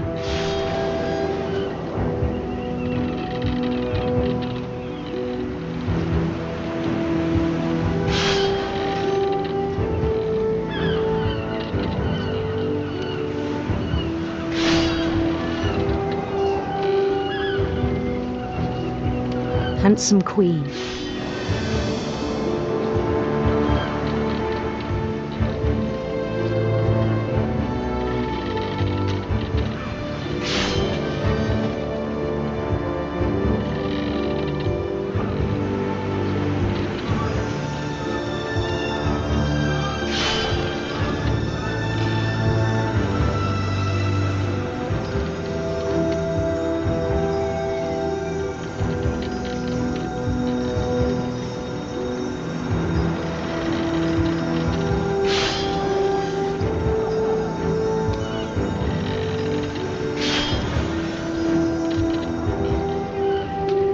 The queen was on her own quest for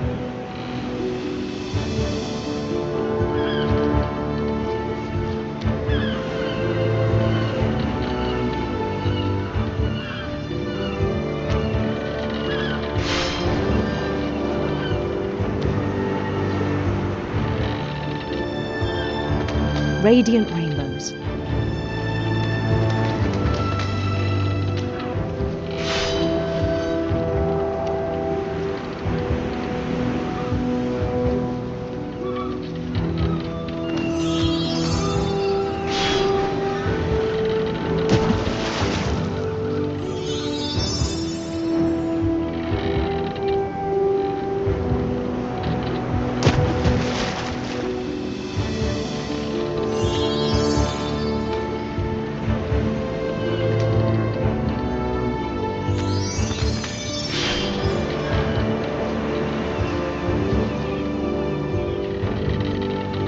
He followed the sound of her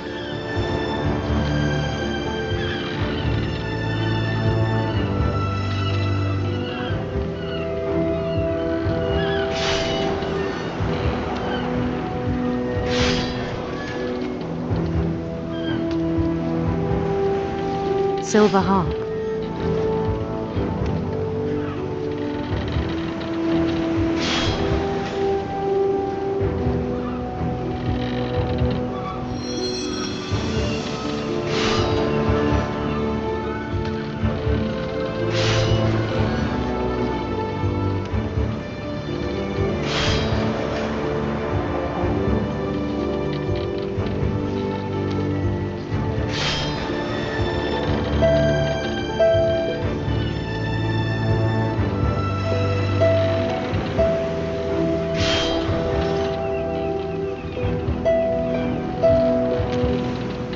His chase led him to a golden palace east of the sun and west of the moon.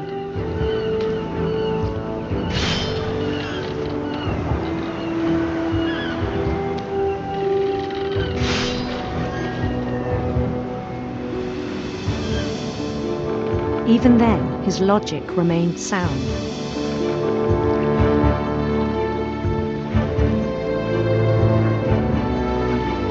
He knew the world was all in his imagination.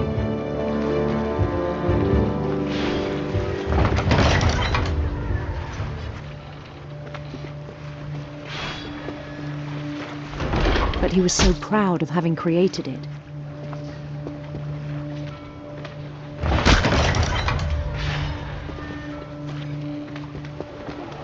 In his own eyes, he'd become something greater than a king.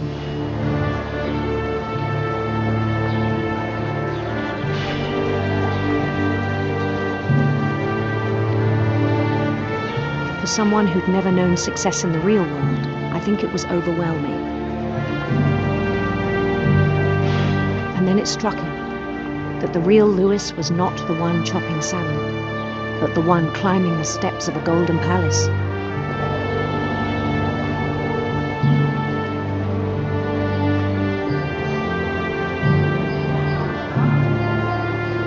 My imagination is as real as my body, he told me.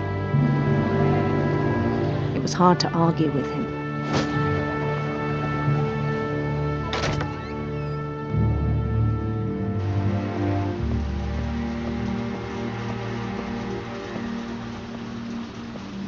He began to forget the world we know.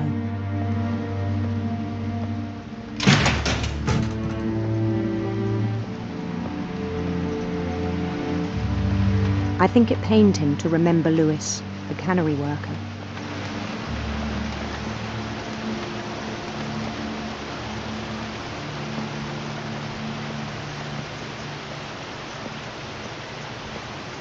He began to despise the man with a royal contempt.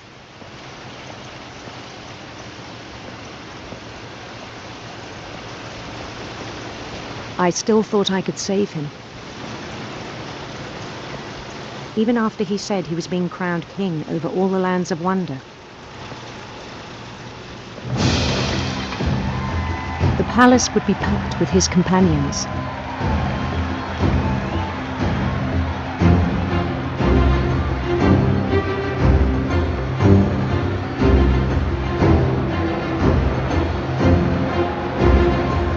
Including the wise Calico who'd insisted on advising him.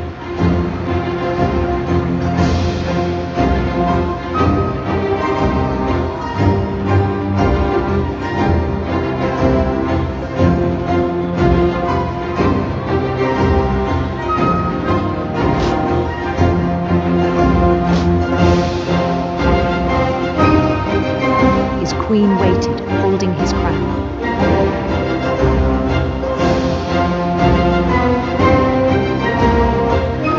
There was only one thing left to do.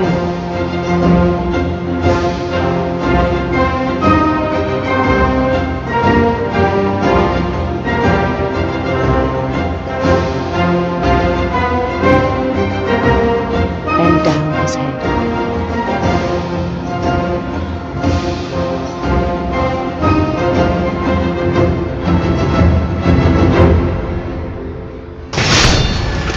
I think you know.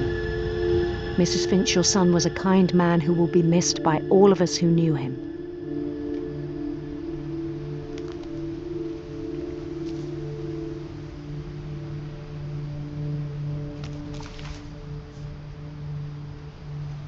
My brother was really cool. I wish you could have met him.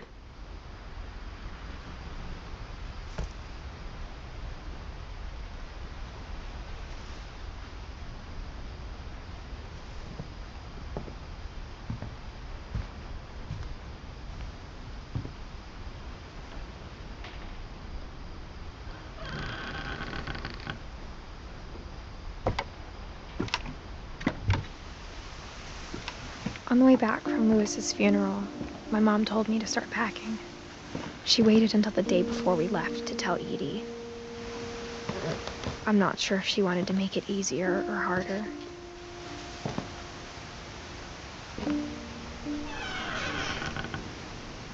I wish we'd stayed.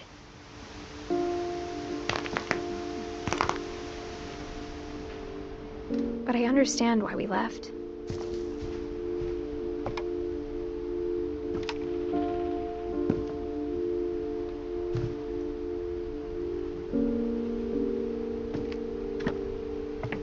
What happened that night had been coming for a long time. Maybe it should have come sooner.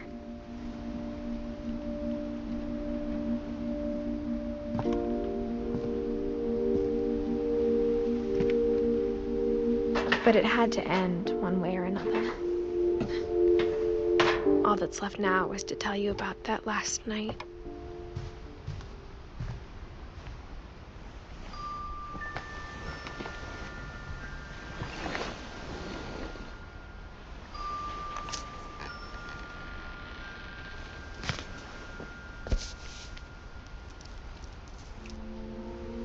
That whole last day, Edie just watched us pack and didn't say a word.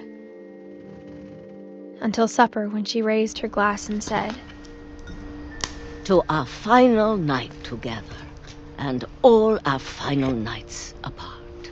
Grandma, you know what I said about alcohol. Some of your medications are very Edith, specific. I left a present for you in the hallway. Why don't you go open it? The grown-ups have to argue now. I'm sorry, you're right. We're all leaving tomorrow. Let's just enjoy our last... I'm not leaving. Edith, you're excused.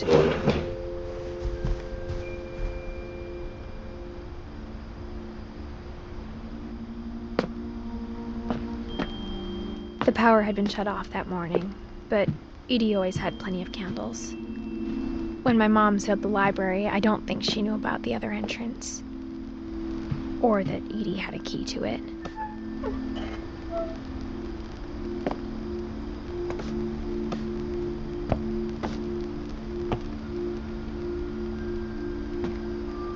That thing you're afraid of isn't going to end when you leave the house.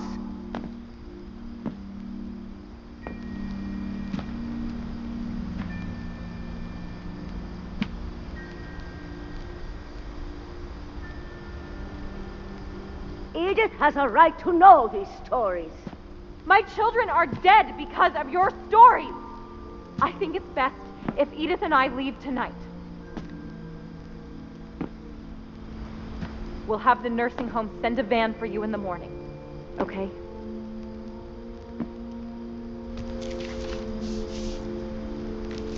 Dear Edith, there's so many stories I wish I could tell you, but there's only time for one.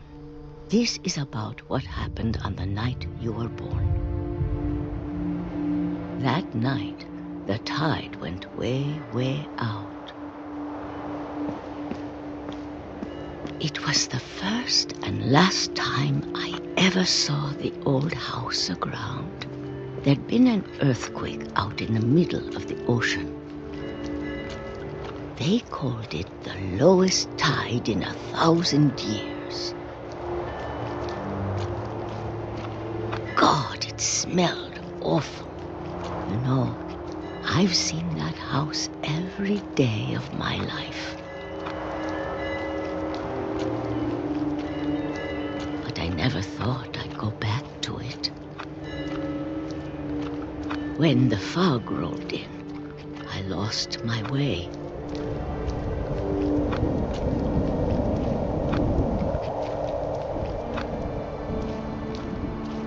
I got turned around.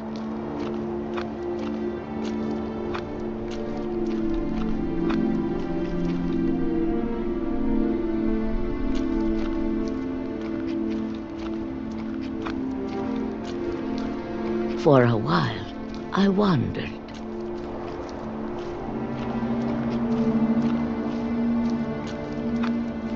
I started seeing things.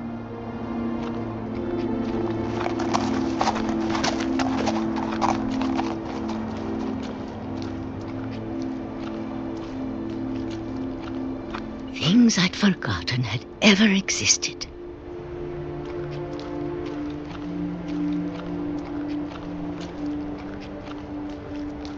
But when I saw them, they felt like old friends.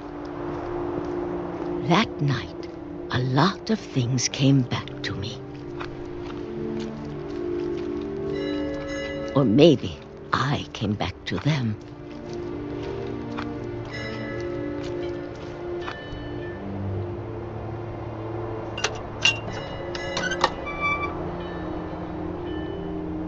Things I can't explain, but that I need you to try and... Edith, what are you doing in here? It's mine. Edith! Mom, you're gonna rip it! Let go!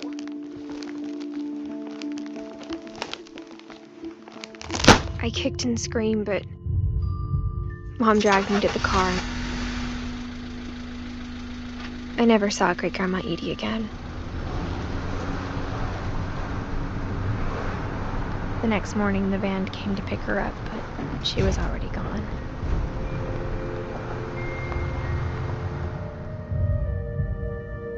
after that, we moved around a lot.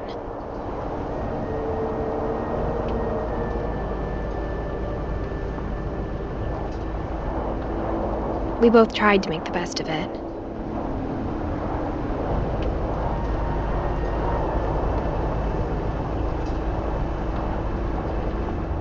A few years went by.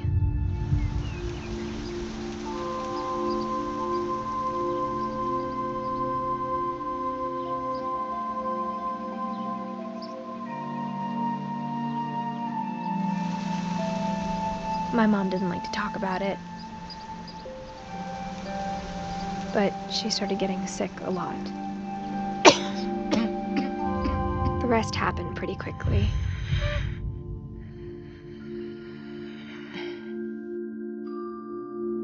She got better for a while,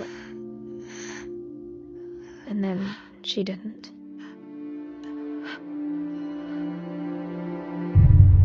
And then I was alone. The last Finch left alive.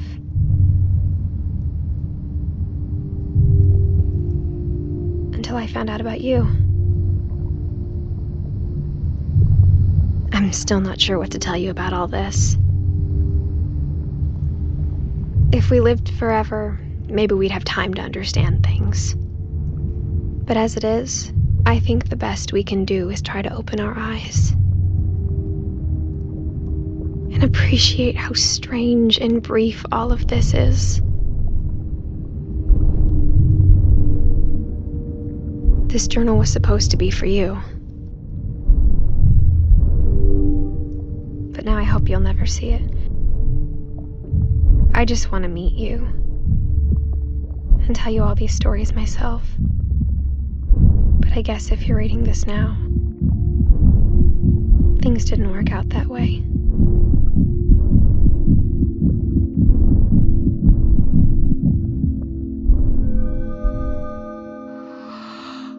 This is where your story begins. I'm sorry I won't be there to see it. It's a lot to ask, but I don't want you to be sad that I'm gone. I want you to be amazed that any of us ever had a chance to be here at all. Good luck.